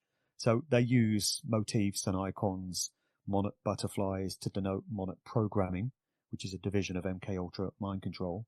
Things like shattered mirrors, which symbolize the shattered compartments of the mind, and dissociation from reality, which many of these assets, these artists undergo and experience. And when you learn to spot the symbolism, you see it everywhere. You see it in music videos. You see it at these big shows like the Grammys, the US Super Bowl halftime show, the MTV VMAs, and it's everywhere when you know what you're looking for. It's a whole language in itself of symbolism. I learned a lot about that from the website Vigilant Citizen, which is a great resource for getting inside mind. Very good website. Yeah. And that's been going for years and years. And so those are the two ways in. You're either born into it through your bloodline, or you can demonstrate just how much you want it. And like I say, this is the basis of all these allegations we're getting now leveled against Sean P. Diddy Combs. And where that whole case will go is anybody's guess. I've prepared a meme with Puffy's face on it, Diddy, and the caption is, "Just in case I didn't kill myself." Because you never know, right? Well, Mark, the occult is so blatantly displayed now. It's always been out there, but now it's wide open.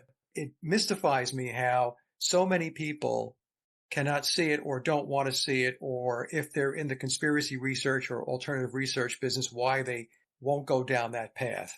Because as you mentioned, it's patterns. It's pattern recognition. It really comes down to that. I mean, I've been talking about this for a long time. Why do you think, Mark, that researchers that look into this stuff don't go down the occult path? Why is it that they don't take a look at that and talk about it? When for you and for me and for others, it's very clear that it's real, it exists, but they don't want to touch it. Why is that? A lot of them identify as Christians. And I used to identify as a Christian myself. I attended a Christian church for 4 years. And so I know how Christians think and how they're trained to think. And a lot of them won't look at what they consider to be dark material because they're told by their pastor that it's the work of the devil. And this is somewhere you don't want to go. You want to follow Jesus and keep your vibration high and all this, and don't get embroiled in all that dark stuff. So because a lot of these people have this connection to their religious faith, I think that prevents them from going down some of these darker rabbit holes. And this information is dark. I get it. I understand why people would not want to wallow in it. I feel like I need to take a long shower after looking at some of this information sometimes. But I think the point here is that none of this is ever going to stop until it becomes widespread public knowledge. And this again goes back to why I'm doing this book, because I know a lot of people are going to say, oh, there's nothing new here. A reviewer on Amazon actually said that. Oh, it's just the same old stuff. Well, yeah, it's the same subject areas, but I wish I didn't have to keep putting out these books, because by now, when I first started doing this almost 10 years ago, I would have hoped that all this nonsense would have stopped. I would have hoped that they wouldn't be doing satanic rituals dressed up as music shows, that they wouldn't be putting this kind of symbolism into music videos. But they are. They're getting more blatant and more flagrant with it. They're literally rubbing our noses in it. And that's only going to continue until enough people say, we're not having it anymore. We see what you're doing. We're calling you out. We're not buying this stuff. We're not supporting the artists. And we want you to answer for what you're doing here, because this is just not acceptable. I don't know if we're ever going to reach that point, and I don't know what it would look like if we ever did. But until we do, I consider it my personal responsibility, my personal duty to put this information out there. I've discovered this stuff. I know it. I want as many people as possible to know it now. And that's why I continue to do this. It's become my life. It was never any part of a plan, but that's the way things work out sometimes. And so, in answer to your question, I think people just don't go there with some of this darker material because they just can't handle it. You know, it's just too much for them. There's that denial there that you spoke of as well, where everyone's got a favourite band about whom they just don't want to hear it. Jan Irvin used to say this on his Unspun podcasts that he did with Joe Atwill. I used to watch a lot of those. And Jan Irvin would always scoff and he'd say, oh, everyone's got someone, you know, they're with you 99% of the way, but you bring up this particular band or this particular consciousness guru and they're not having it.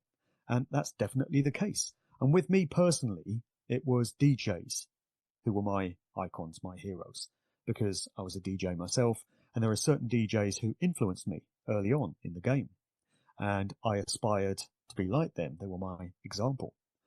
And I've had to grudgingly accept that many of these people weren't who I thought they were. I've actually got a whole section in the back of this book, which I've called The Gatekeepers, and I've highlighted 5 DJs who have been hugely influential in worldwide electronic dance music, from its roots in the UK acid house rave scene in the late 1980s. So it's Pete Tong, Judge Jules, Carl Cox, Paul Oakenfold, and Fatboy Slim, Norman Cook. And I really didn't want to be putting these characters on blast because I used to like them.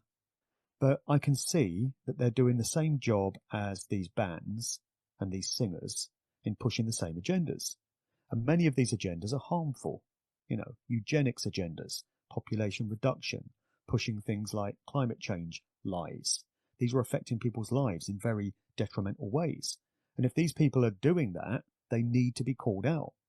And I don't think anyone else is going to do it. Nobody else is ever going to put out a book calling out these characters.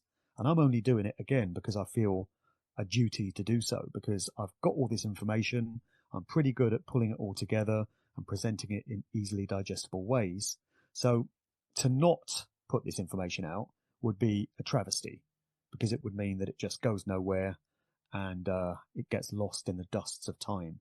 Putting it between the covers of a book is a way of preserving the information and putting it there in a one-stop shop for anyone who cares to look at it. Well, you're making a huge difference, Mark, and you can't be stifled by the naysayers or the intellectually lazy.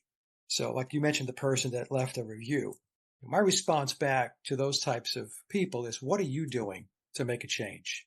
Right. Other than sitting behind your keyboard and leaving comments like that. What are you Under doing? your login name, you know, LTB123. Yeah, Right. great. Yeah, we know who you are then. You know, I get the same thing and I just blow past all of it because, you know, there's 2 realities that have unfolded here. We have a reality where there are people that have awakened and see this for what it really is. And I'm talking about everything, the music industry, entertainment, politics, the media, the military, everything. And then you've got that other reality, which unfortunately still has the majority that have bought into this illusion. And so by you writing your books, what you're doing is you're documenting it. It's hard copy.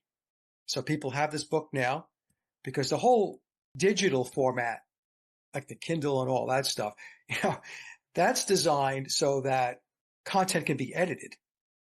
So if there's anything down the line or even right now that the publisher or whomever doesn't want to have in a particular book, well, it's as easy as highlighting it and hitting the delete button and it's gone. Your work, writing the books, is very, very important. And because it's going to always be there as a documented piece of work that is calling out the truth. And so we can't be hindered by the majority of the people that they don't want to move off the dime. They don't really, really want to know the truth. They really don't. And for many people, I call it conspiratainment, Mark. They like the entertainment aspect of it. But when you get down to brass tacks, when you're really trying to push it forward, that's when they bail. That's right. You make a great point there about how important it is to preserve information offline. Because if the internet went down tomorrow, just imagine how much information would be lost forever. Right. So you've got people that make YouTube videos, and of course there's value in that. But if their channel was wiped, that would be the entirety of everything they've ever had to say and offer gone in the swipe of a button. At least with physical hard copy books, they can survive that. And I know books can be burnt. That's where the name Kindle comes from for Amazon's electronic books, you know? Mm-hmm. So that's kind of mockery there. But books can be hidden and secreted away. Right. And so potentially they can survive hundreds of years, and all that information within them survives for hundreds of years. So it's just so important to still be doing stuff offline, and keep all your information offline as well, not on a cloud or anything like that. Just keep it on external storage drives. I never use the cloud, ever. Do I ever use the cloud? So, just very important to be preserving information in this way. Where's it all going to go? Who knows? I don't have the answers. All these people that pop up on YouTube like LTB123, as you say, we never find out their real names. They're not brave enough and bold enough to publish under their own names. And you can search for anything they may have put out if you do get a name, and there's never anything to see. No. They've not written any books. They don't do public talks, conferences. They don't make videos. They've never done a documentary film. There's just nothing to see. They've never organized a meetup group. But they're so quick to criticize other people who have done all that stuff, because it's the easiest thing in the world to take the creative output of another and pick it to pieces. It requires no imagination whatsoever. They've done all the hard work, and along you come, trying to take it all apart. So, as you say, we mustn't allow ourselves to get derailed by the comments of idiots like this, because they're sitting around all day, probably in a darkened basement, and they've got nothing better to do with their lives. It's become entertainment. Yeah, they're waiting for their mother to call them up for dinner. Right, exactly that. Yeah. So, exactly that. Now, Mark, in this book, in your new book, the fourth book, is there anything specifically that you wanted to call out as far as new information, new revelations with regard to particular artists, bands, entertainers? Well, there's one great story that I cover in the book, and this is one that actually came out through People magazine in 2021. And some people may say, oh, this information isn't new. Well, it was new to me when I discovered it researching the book, and I thought it was worth retelling. And it concerns an individual who was a French aristocrat. He was a count. His name was Jean de Breteuil. And although he was born into a life of great wealth and privilege and would never have had to work for a living, for some reason he chose to become a heroin dealer to the stars, to rock artists. Had you heard of this guy? No. Right. I mean, he seems to have been scrubbed from history. There's one photograph of him on the internet at all, it seems. I can't find more than one photograph. And so he infiltrated the Rolling Stones, we're told, and started selling them smack, befriended Mick Jagger and Keith Richards. Got to know Marianne Faithfull through the Rolling Stones, because she was like a kept woman within that group, and she was a singer and actress in her own right. And she's a good example of this bloodline dynamic as well, because she's descended from the Sacher-Masoch family coming out of the Austro-Hungarian Empire. And on the Sacher side of the family, there's a Hotel Sacher in Vienna, Austria, which was featured in the Orson Welles movie The Third Man. And then on the Masoch side, that's where we get the phrase Masochism, from the novel Venus in Furs, which was written by one of Marianne Faithfull's ancestors. And that's all on her mother's side. And it's often on the mother's side that you get the most interesting genealogy, I find. It's usually the fathers who have the military links. That's where all the generals and admirals come in. But the mothers have aristocratic ancestry in so many cases. So that's Marianne Faithfull, and this Count, Jean de Breteuil, was seemingly in a relationship with her.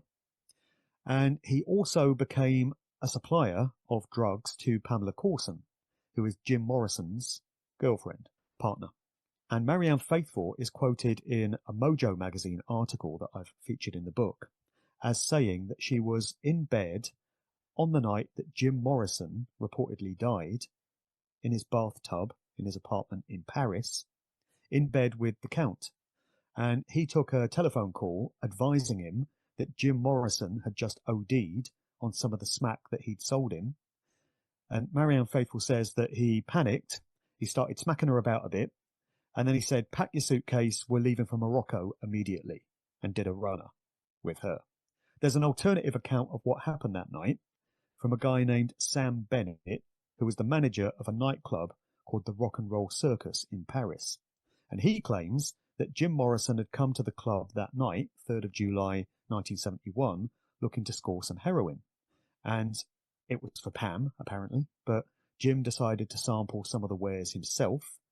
And according to Sam Bennett, he went away to one of the bathroom stalls in the toilet and OD'd. And they found him there, dead, and they moved his body back to the bathtub in his apartment to kind of shake off a bit of the heat that would have fallen down on them. So I don't know if that's true or not, but it's an alternative take on the story. And so Marianne Faithfull claims that this Count guy sold heroin to Jim Morrison and Pamela Courson, also Janis Joplin. The claim is that Janis Joplin OD'd on stuff that this guy had sold.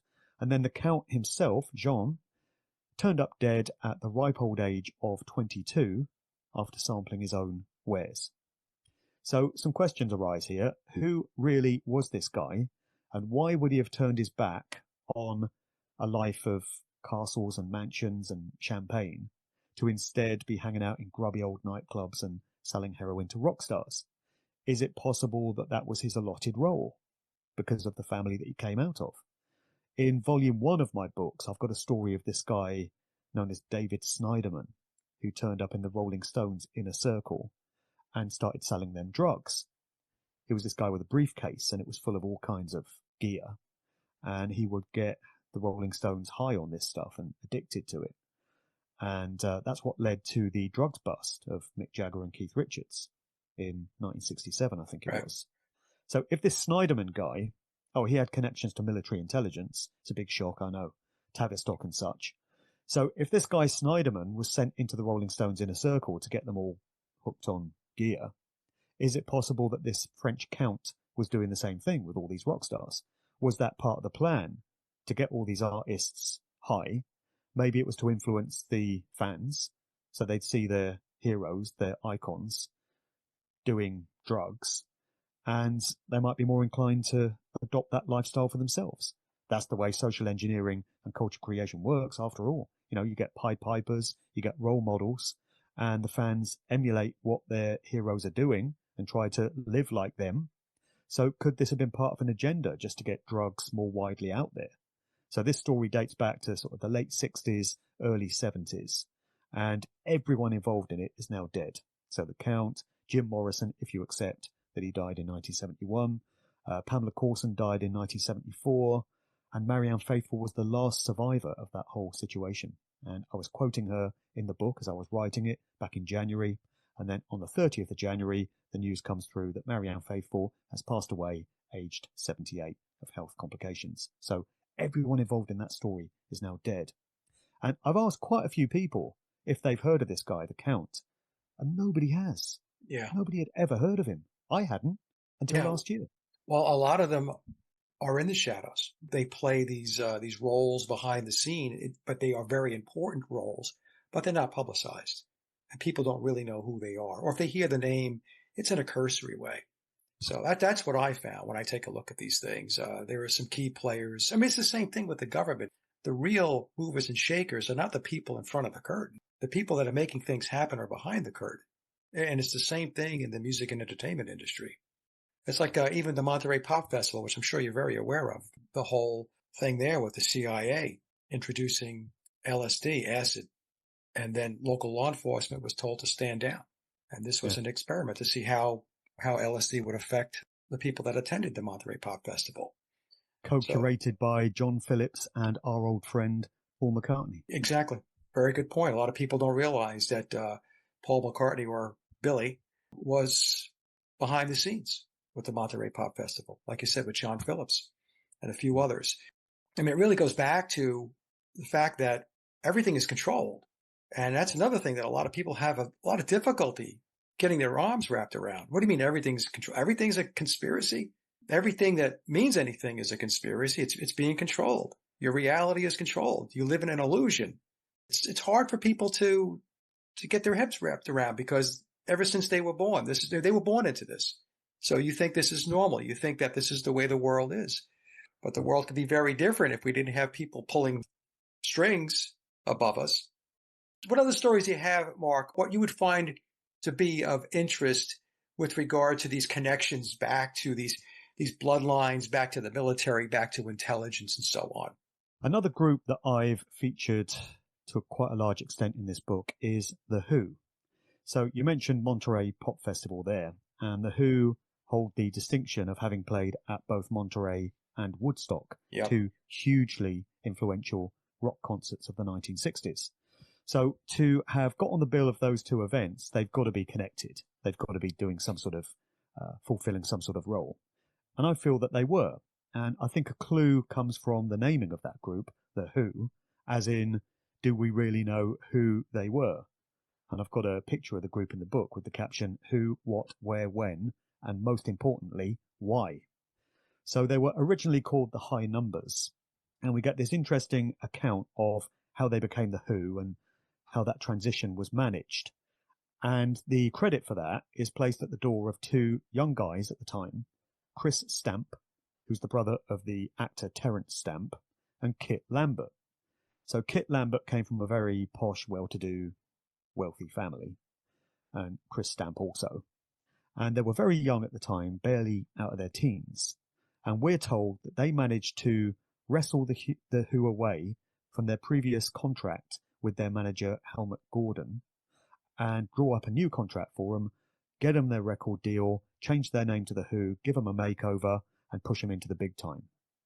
Despite the fact that they had zero industry experience, they were completely wet behind the ears, completely green, and they were also broke.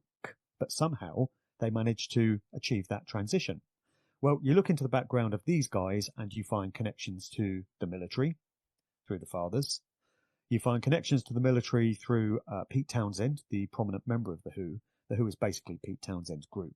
Roger Daltrey is put out there as the front man, but it was Townshend that was calling all the shots. And we're told that Pete Townshend got turned on to jazz and blues music early on by a couple of young friends who worked at nearby RAF Ruislip in West London, a military base.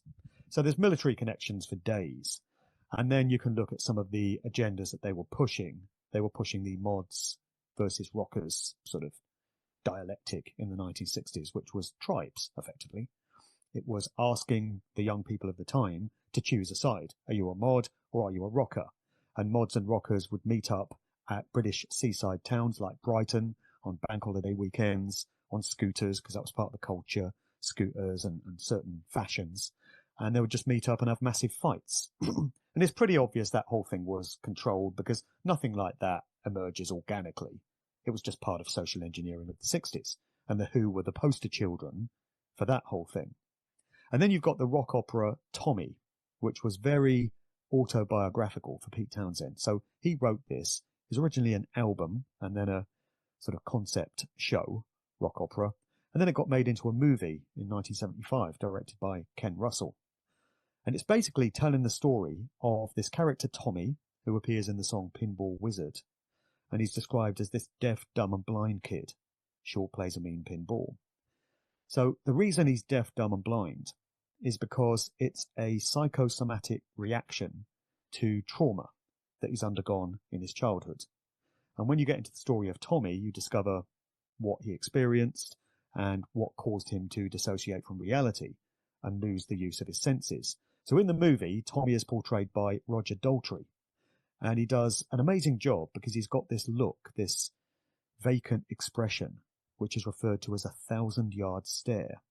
And it's one which is attributed to many military veterans that have seen trauma in action, PTSD. So he's just got this look and he's dissociating from reality. And you see Tommy getting abused in the film by his cousin, who holds his head underwater in the bath. And he's abused by his uncle Ernie, who was played by the drummer, Keith Moon, the Who's drummer.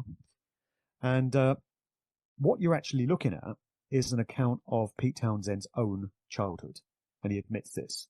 He says that, he comes from a place of great pain and suffering and trauma in his childhood. So his maternal grandmother used to abuse him, used to hold his head underwater, which is where that scene comes from in the movie. And Townsend also says that he was sexually abused by 2 leaders on a Sea Scouts trip when he was a young lad. And what a lot of people are going to remember Pete Townsend for is an unfortunate incident where his name came up in investigations by the Metropolitan Police into Operation Oar. Operation Oar, exactly. Yeah. Investigations into child pornography. And it was revealed that Townsend had used his credit card to purchase access to sites which contained indecent images of children. And the way he defended this was to say that because he'd been sexually abused himself as a child, he wanted to better understand how the minds of these people worked. And so he was doing research to try and just get a bit of closure for himself. And incredibly, he got off. He wasn't charged. And although people will say, oh, he's a dodgy, he's a wrong, and that's why he was doing that, I'm actually buying the story because I've seen enough accounts of childhood abuse and SRA and all this to know that it really screws somebody up for life. And it's entirely understandable for me that Townsend would have been looking for answers and to try and understand these things a bit better. And so it was obviously very cathartic for him to put all this stuff into Tommy and just get it out there. And he says that he had an Indian guru that was like a spiritual advisor who suggested that he does this, just channel it into his work. And it can be very cathartic to do that, whether it's through music or writing or poetry, whatever it may be. Out of great trauma comes great art. You find that much of the best music ever written and produced came in difficult personal circumstances for the music makers. If everything's hunky-dory in your life and it's cozy and comfortable and ticking along very nicely, there's nothing there to kind of kick you up the arse and inspire you to create great art like there is if you've got problems in your life and you're undergoing hardships. That's where so much of this great stuff comes from. And I think we see that through much of the output of The Who. So they're a very interesting group to study. I'd done deep dives on the Beatles and the Rolling Stones before, but never really The Who. So there's quite a lot on The Who in this book. Yeah, very interesting. Yeah, I knew about Operation Oar. I remember when that came out, I think it was the 1990s. And, I think it may have been early 2000s, very early 2000s. Okay. I remember thinking at the time, I didn't know anything about what I know today. I found it quite shocking because, I wasn't a big Who fan, but I did enjoy a lot of their music, and I liked a lot of Pete's solo albums. But like you said, Mark, considering his childhood and things that he has owned up to and he has expressed about what went on as a kid, it is conceivable that he was doing exactly what he said. He was doing research into that world.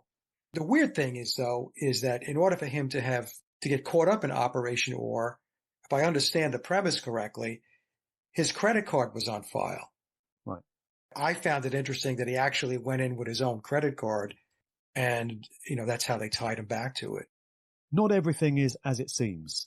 Right. So, like I say, a lot of people will say, oh, Pete Townshend's a wrong. And, well, maybe there's some credence to his story. And then people will look at Michael Jackson and those two cases that were brought against him, and they'll say, oh, Michael Jackson's a pedo or whatever. Do we know all the detail? Were we there? Did we see all this stuff? Do we really know what happened? Is it not plausible or conceivable that Michael Jackson was speaking out about certain practices in the music industry? He was going up against the giant monolith that is the Sony Corporation and saying some very unflattering things about them. What is a control system going to do to a favored asset like Michael Jackson if, for argument's sake, he breaks his mind control programming and some of his innate humanity starts to bleed through and he's possibly regaining old memories and he's trying to piece it all together, and so he starts getting outspoken and feels that he needs to get certain things off his chest? He's obviously going to become a thorn in the side of the establishment if he does that. So what are their options? They could kill him, which happens in some circumstances, for sure, or they could send him a warning of how powerful they are, a little reminder of what they can do to him. So is it not plausible then that those two cases that were brought against him, these accusations, were designed to tarnish his image in the mind of the public and send him a little warning of how he needs to step back in line and get back on script, or things could get really ugly? I think that's what we're looking at there. If you just look at the surface detail, you would say, oh, Michael Jackson, yeah, he was a wrong 'un. But there's always more to know. And it only becomes clear when you do the digging and take the time and the effort to strip away the surface layers and see what lies beneath. And often it's very murky, as you say, but you either want it or you don't. May I ask you, because I'm guessing you were a Who fan there, what was it like for you to have to face up to the fact that many of these bands, which were very influential to you, weren't quite who you thought they were? Was there resistance on your part early on and denial? And did you have to overcome that? Yeah, it was difficult. Of course, I was a huge Beatle fan. I was a Beatle freak. And in fact, when my brother used to come to my house, I had so much Beatle memorabilia that he said to me, your house is like a Beatle shrine. Parts of my house, not the entire house. So I was up to my eyeballs, Mark, in the illusion. And it wasn't just, the Beatles. It rolled into the, the Rolling Stones, into the Who, into the whole British invasion genre, classic rock. It got into Led Zeppelin as well. I was a big Zepp head. And then when I found out how deep Jimmy Page was into Thelema and Crowley and some of the stuff that happened in the band, especially with Robert Plant, as far as dark stuff goes, it was difficult. It was like when I first got into the Beatles stuff, the story, so I'm not going to spend a lot of words on this, but when I first read Memoirs back in 2016, I couldn't believe what I was reading. And I didn't want to believe what I was reading. I thought to myself, what? What is this? And something inside me sparked me to do additional research, because I could have done two things. It's the same thing with you, I'm sure. We could have just read certain things and just left it there and went about our business looking at other stuff. Because before that, I was looking into a lot of conspiracy types of topics. I was looking into geoengineering. I was looking into mind control. Sophia Smallstorm and I were doing a number of shows on various topics. I could have just continued to go on that route, but something said, take some time here and take a look at this. So when I started digging, it's like you were saying, once you start to dig in, you start to find and discover and come across information, and that leads you down a different path. So you can either get really uncomfortable with it and just leave it there and say, okay, I'm not going to look at this anymore because I don't want to believe this stuff. But there's something inside some of us that have something wired inside of us that tells us, don't stop, keep going. Do you ever wonder why it's like that for guys like us? Most people would look at all that information, go into denial and push it away. Right. But guys like us are like, no, I need to keep on this and keep looking at this. What drives people like us, do you think? Why are we so different? It's a good question. It's a question that my wife and I talk about all the time. My wife is very much awake, and we've had this discussion a number of times. Personally, I think that there are souls, you, me, others, who are old souls that have been around a block many, many times. And so when we came into this life, we had certain experiences leading up to the point where the switch was thrown. It was like, okay, it's time now.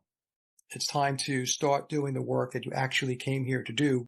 I believe that's a big part of it. Now, for some people, this may not resonate with them because they don't have the same beliefs that I do from a spiritual perspective. That's what I think it is. Why is it that some of us dig into things that are uncomfortable and then continue to plow through and go down that road with a lot of the abuse that we take for putting the information out? It's almost like we put on a flak jacket, a suit of armor, and we're going to walk down the road and we're going to put the truth out there, the truth to the best of our ability, because there's always something down the road that is going to add to our research additionally because there's newfound information. And we're walking down the road getting pelted with rocks and stones and sticks and all that stuff, but we continue to go. Why do we do that? Isn't it a lot easier just to go with the flow? Do what most everybody else is doing, especially in Western society, sit in front of your television set, eat chips, drink beer, watch porn, pop pills. I mean, abuse researchers online using a login. I don't, like to be so direct about it, but when you take a look at society as a whole and you see that has completely succumbed to pop culture, which is a fake culture.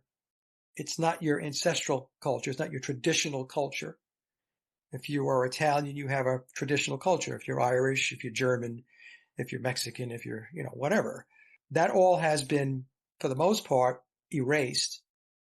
And people have been given a fake culture that keeps them in line, that keeps them in a programmed, conditioned state. And that's pop culture.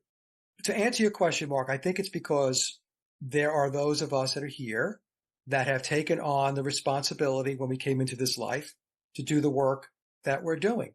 That's the best answer I can give, because I don't know why I was so motivated to do the work that I did on the Beatles research for so long. I mean, 8 years is a long time to do that stuff. And why did I continue to do it? Why wasn't it at some point, did I not say, I don't want to do this anymore. I'm going to go move on to something else. Well, you did. You said it many times. No, I did. But what I'm saying is, even though I said it because I had those thoughts, there was something inside of me, wiring inside of me that said, no, you're not done yet. There's more to this and you have to keep going. That's the point. Because we do have that piece of us. I'm sure you've had it too, where you think to yourself, well, this stuff here is, I don't know. I mean, what is this getting me at the end of the day? I'm getting a lot of headaches, I have strife. It is a stress on the family situation because, you're so focused on what you're working on and you almost become to the point where you're preoccupied with it. I can vouch for that because your head is always down. You're always looking at it. You're always looking for patterns. You're always trying to connect the dots and you're always trying to surface the truth. What is the truth? What is really going on here? It's not what we're told on the television set. It's not what you're told on the radio or magazines or in newspapers. None of that stuff is true. That's why when you go back to Michael Jackson, I agree with you because the picture that was drawn about Michael Jackson, I don't know. Okay. So I'm not going to say I believe this, I believe that. I'm just going to say that the image that we got, the perception that we got from Michael Jackson came from the mainstream media.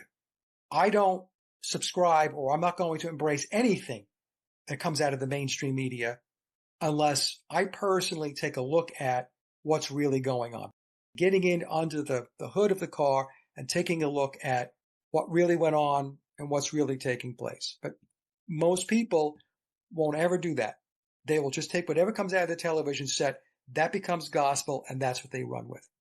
So that's what I think, Mark. I think we're just cut from a different cloth. Yeah, I mean, I find it quite bemusing when I'll be at a conference or something and somebody will come up to me and say, oh, the work you're doing is amazing, it's incredible, because I don't really see anything that special about it. It's very kind of people to say that. Yes.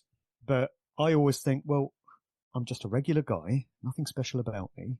And why isn't everyone doing this? I just keep thinking everybody should be doing this.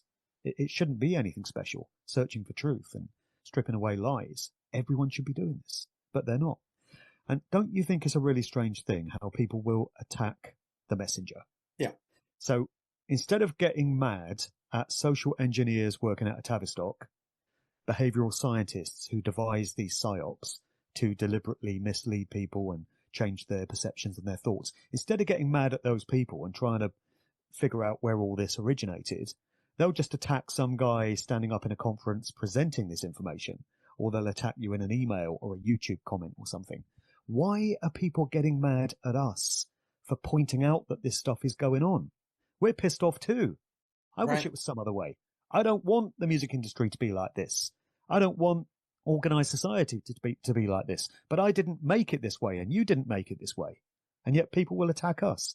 It's a very strange thing. I guess we're just easy targets because you can't identify who the behavioral scientist was that devised this particular psyop, but it's very easy to identify the guy that's telling you it took place. So you can just attack him and appease your conscience maybe and make yourself believe that you're doing something about it by attacking this guy and throwing flack his way, you know. It's a very strange dynamic. It is strange, and it is because we are recognizable. We're an easy target.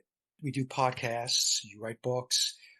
In our own names. In our own names. Or otherwise. Right. That's it. There's no aliases. There's no, we don't hide our faces. We're out there. So we become targets that they lash out at because we're bringing a message that they don't want to hear. They don't want to believe that these bands and these entertainers and these celebrities are what we're telling them that they are tools in the toolbox of the control system. They don't want to hear that. I had one guy in a podcast tell me, well, where's the mainstream information on these organizations like the Frankfurt School and Tavistock, as if there's going to be some revelation about what these entities are really all about. A peer-reviewed paper coming out of Cambridge University. Yeah, right. Yeah. I had one guy, one comment, this goes back years ago, it was the funniest comment. And he said, well, I never heard of the Beatles attending the Tavistock Institute, as if, they had little lunch boxes and they went on a little bus and that's where they went to school. You see, that's the problem is people don't want to take the time to dig in. We will present it. And instead of saying, okay, well, let me take a look at what Mark is presenting or Mike's presenting or anybody else, Dom and Chris, and let me get this understood at my own personal level. They won't do that. They won't do it. They would rather attack us and tell us we're crazy because I'm telling them that the music industry is completely controlled.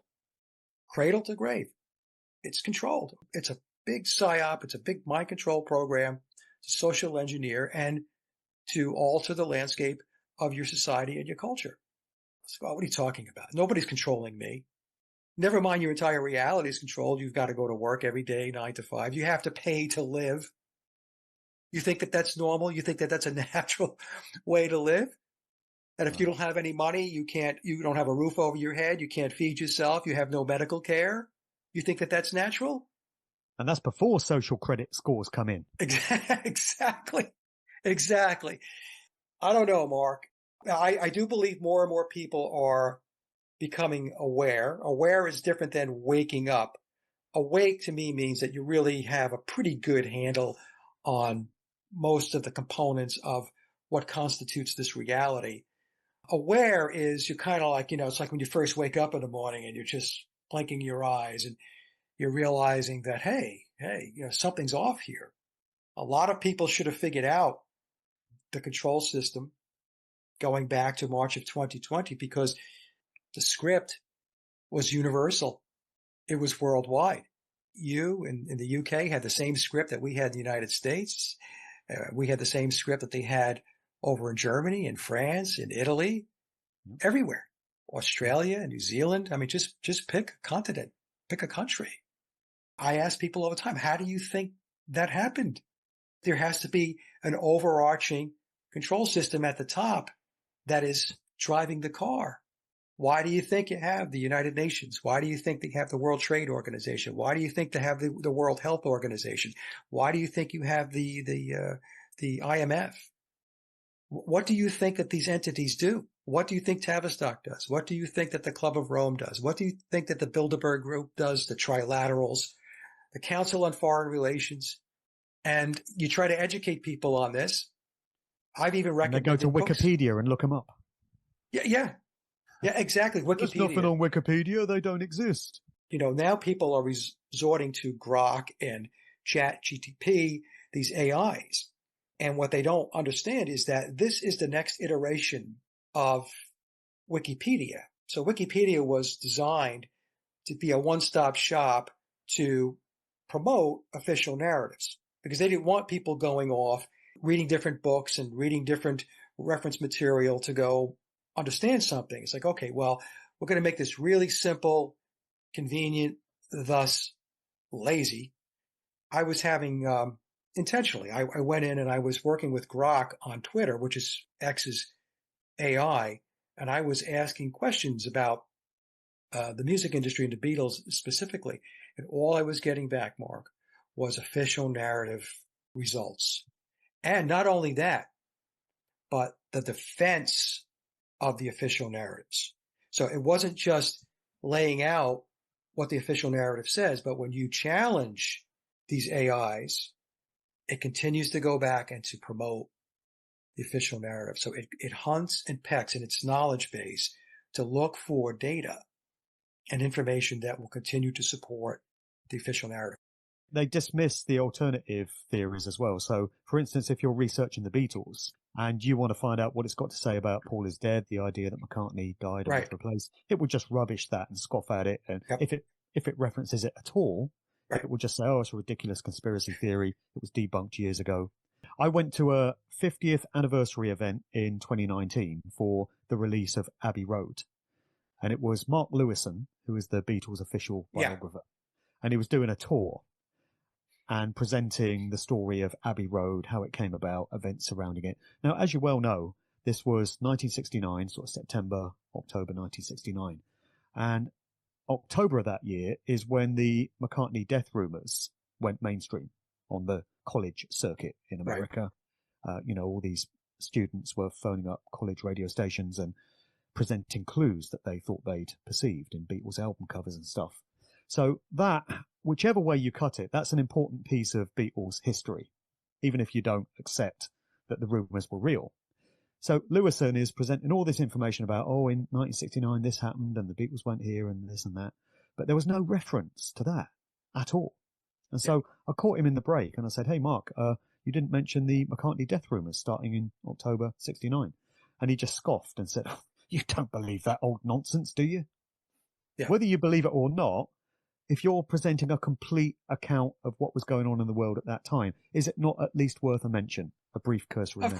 Of course, to talk about the rumors that were out there. In fact, the Beatles themselves acknowledged the rumors. So it is a part of the history. Whether you believe it or not, it is there. It is part of the Beatles lore. So anything else, Mark, with the book that you want people to know about? Anything that, even another story or? There is some very interesting stuff in the Gatekeepers section. I've chosen to home in on these DJs, these electronic dance music DJs. And I'm aware that there are going to be readers who aren't into that style of music, probably never went clubbing, never went raving. They're just not interested in it. And I would urge anyone whose instinct is to give those chapters a swerve to actually read them, because they're not about the electronic dance music. They are great illustrations of how gatekeepers are identified and selected and the job that they do. So they're the ones that are charged with steering a culture, a scene, a movement off in certain desired directions. We've seen it 100 times. It was happening in the 60s with all the counterculture hippie stuff. And my contention is that the acid house rave scene in the UK in the late 80s, which I was caught up in, was a reboot of what they'd done in the 60s in California. And so all the elements were the same. Well, the detail was slightly different. So in the 60s, it was LSD, the drug of choice. It was everywhere. The CIA were putting it out. We know this. There are documents to prove it. In the 80s, there's far less documentation to prove this. It's more of a hunch, but a fairly well-informed one, I would say. The ecstasy, the MDMA, which was the drug of choice, was getting put out there by British military intelligence. I've had people that were involved in the rave scene as promoters or DJs, and they've said, yeah, there were some dodgy characters that were pumping this stuff out. But like I say, it's more difficult to get the documentary evidence. But it was effectively a reboot of the LSD coming through the ecstasy. And then electronic dance music and rave culture was simply a repackaging of what was happening with all the music in the 60s and all these festivals like Monterey and Woodstock. They were being replicated by all the raves that were popping up around the UK. So these chapters give a really good illustration of how social engineering gets done. And I would just like people to get past the fact that I'm talking about dance music DJs. Don't focus on the music, just focus on the concepts that are, being revealed here. So I just wanted to make that point because the gatekeeper section is quite a large part of the book and I don't want people to stop reading there. And also, as I said at the start of the conversation, the subject areas are nothing new. It's more on mind control. It's more on dark occult, satanic stuff. It's more on social engineering, but it's detail that's not been presented before. It's examples.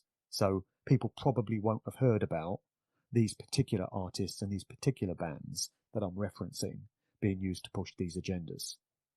So again, that's why I felt the need to put this book out, because I thought if I don't do it, nobody else is going to. And that's not me tooting my own horn. I'm just saying that I'm in a position where I've got all this information at my disposal. What do I do with it? Do I just leave it on my laptop hard drive and then one day I'll die and the laptop will just get destroyed and there's all the information gone? Or do I put it out in a book which potentially can outlive me by decades or even centuries? So that's why I did it. Your statement about the concepts, focus on the concepts, is so true, because the concepts, once you understand them, you can apply them to other topics, other areas where the control apparatus operates. So it doesn't matter whether it's DJs or it's a musician or it's a celebrity or it's this or it's that. Understand the mechanics of how it works. Then what you can do is you can then input a particular industry or a particular whatever, the mass media, politics, and it's applicable. Not to oversimplify it, but there is a template that they use. People will ask me sometimes, how come they don't change it up? I said, well, because it works. Why are they going to deviate exactly from it when it works? It works great. Exactly. If it's not broken, don't fix it. So anyway, but that's a very good point that you made about the concepts. It's excellent. And somebody wrote into me during the writing of this book to comment on the art world. I don't know anything about art, but this person was saying, they select prominent artists in exactly the same way as they select prominent musicians.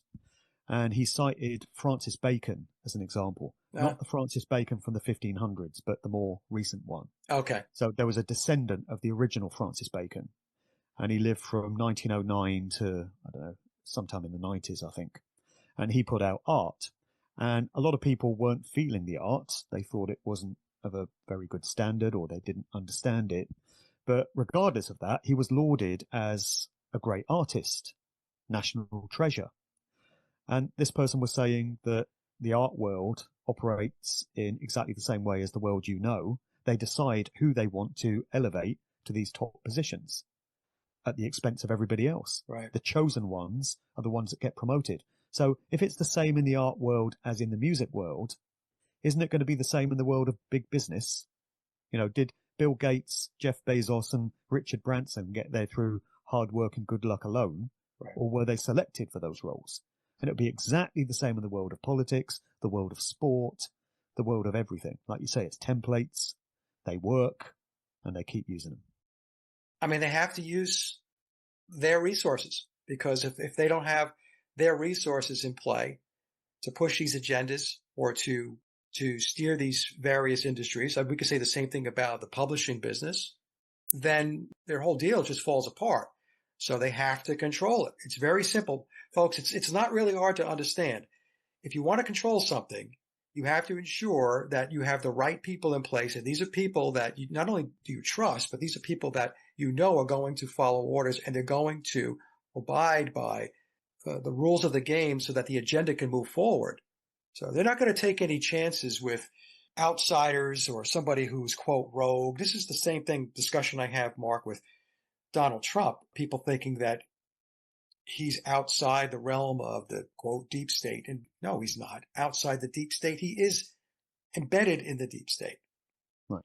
So we should probably mention, Mike, just quickly, what happens to artists who do decide to step out of that controlled zone. We get a few examples of this. Most assets stay in their lane and they know not to rock the boat. But occasionally it seems that the conscience gets the better of certain individuals. And there are some obvious examples of that. I think that's what was happening with Michael Jackson, with Prince, with George Michael, and we can see where it ended up for all of them. Yeah. But then you get some more lower level artists who seem to feel the need to speak out about things. And I've got an example in the book of Roisin Murphy, who was a singer with the dance group Moloko. And she made some comments on her personal Facebook page, not a corporate Facebook page, her own page, about puberty blockers being administered to children as part of this whole agenda. And so she posted, this is wrong, it's outrageous, we need to protect children, this shouldn't be happening. She was due to have a bunch of her shows output featured on BBC Radio 6 Music for a whole evening. After she posted these comments on her Facebook, all that programming was pulled. She was cancelled by the BBC for expressing a personal opinion. And then the next thing you know, she's apologising for it. She's saying, oh, sorry, I shouldn't have spoken out like that. It's fairly clear what goes on there. You know, when artists feel the need to stray from the official narrative, they're told to very quickly get back into line, otherwise it won't end well. Another example of that was Matt Bellamy, who was the singer with Muse, the group Muse. They put out an album many years ago which was loaded with conspiracy-type material. Songs like MK Ultra, talking about it, and Uprising. And Matt Bellamy would appear to have fallen down the conspiracy rabbit hole, and he was very clued up on all these subjects. He made some public comments to the effect that he felt 9/11 was an inside job, was controlled by or conducted by aspects of the American government. Of course it was. And then the next thing you know, he's come out and corrected himself by saying he's looked at the facts now and he can see that, of course, 9/11 was carried out by 19 Arab hijackers armed with box cutters, and how ridiculous to think otherwise. So he would appear to have been put back in line. You can only wonder what sort of things are said to these people, what sort of threats might be dangled over them to get them back into line. But, that's what happens when you try to speak out against the system once you cross a certain line in the industry. And I'm ending all the public talks that I'm doing to promote the new content in the book by saying that tells you that it can never be worth crossing that line. It can never be worth signing that contract. By all means, pursue a musical career if you feel to do so. Just be very wary of when that offer comes. Right. And don't sign that contract. Don't sign your life and your soul and your mind away. Stay below that line. You might not get all the wealth and the drugs and the women or whatever your preference is, but you might get to keep your soul. Yeah, that's right. Preserve your integrity and your soul. Going along with what you were just saying, Mark, there's a comedian, a lady, Leonarda Joni, Jonie. She was on Jimmy Dore's show. Jimmy does a YouTube channel. It's a pretty big YouTube channel. Jimmy's he's a comedian himself, but he's pretty much on top of what the world is really all about. When he had her on, she was discussing how venues where she was booked throughout the country, because they didn't like her comedy, because her comedy was the anti-woke stuff. She said that phone calls were made directly to these venues, and the venues were told, get her off the docket, take her off. She's not going to perform there. So this is the extent to where they go to preserve and to protect the agenda. That's why it's tough to get the truth out. If you're a comedian and you're using comedy to tell the truth, which is a great way to get the word out, if it's music or whatever, they're going to go after you, especially if you have an audience. If you have a large audience and they think that you can influence, then they're going to shut things down. So, Mark, with that, where can people connect with you? So my main website is djmarkdevlin.com. And like your sageofquay.com website is a hub for everything. So if you go there, you get links to all the videos, all the podcasts, information on the books, information about my upcoming events. If people want to get hold of the books, they are all on Amazon. They're in paperback, hardback, ebook, and audiobook formats. So on Audible, you can get the audiobooks to all of them.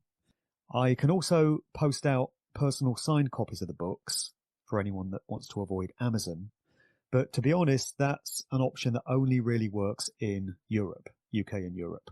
So I've had some really bad experiences trying to mail books out to folks in America, Canada, Australia, New Zealand. They either take weeks to arrive or they get seized by customs. Something's going on here. These books very rarely get through customs for some reason. Are you serious? So, You're yeah. seizing your book at customs? Oh, definitely. Yeah. Happens all the time. You know, somebody in America will purchase a book from me and then 6 weeks later they'll say it hasn't turned up. And then 2 weeks after that, I'll get an email from US Customs saying I've got to pay a $100 levy or something on my book or it's going to get seized. So I now tell people in America, just get it from Amazon. I know not everyone likes Amazon, but in all honesty, it's the easiest way to get hold of my book. Yeah. And I still get a cut from that. So, if you're in Europe, I can post out personal copies, no problem. So just drop me an email to markdevlin2022@protonmail.com. And all my other details are on that main website, which is djmarkdevlin.com. There's links there to my YouTube. I'm still on my 5th YouTube channel, but hanging on in there. BitChute, I don't know if you heard, but BitChute in the UK has ceased operating. Yep. So I used to be on BitChute, but that's gone for me now. So the alternatives to YouTube are Odyssey and Rumble. And that's it. So I'm on all of those. Yeah, BitChute it's not only shut down over in Europe, I think also down in South America too, with certain countries in South America. But they're doing it voluntarily. It's not like they've been ordered to do it. I got a message saying BitChute UK has decided that with the online safety bill and censorship and stuff coming in, we're just going to stop doing what we do. They weren't told to do it. I'd have thought they'd have carried on going until they were forced to stop. Yeah, that tells me that there were communications going to BitChute that in all likelihood told them the sooner the better you shut down. Otherwise, you're going to have a problem. You're going to have legal issues. Well, for the moment, Odyssey and Rumble are still there as alternatives. Yeah. To YouTube. Yeah. Well, Mark, it's been an absolute pleasure. I was glad to catch up with you. I think the last time we spoke was October of 2023. Right. So we have to probably catch up a little more often, but an absolute pleasure. I know my audience is going to love to hear from you, like I said, because they know all about your work and it's good stuff. It's really good stuff. Well, thank you, mate. I appreciate you getting me back on. It was a good conversation. Very fulfilling, very worthwhile, I feel. So thanks for hosting me. All right, Mark. Good luck with the book. Cheers.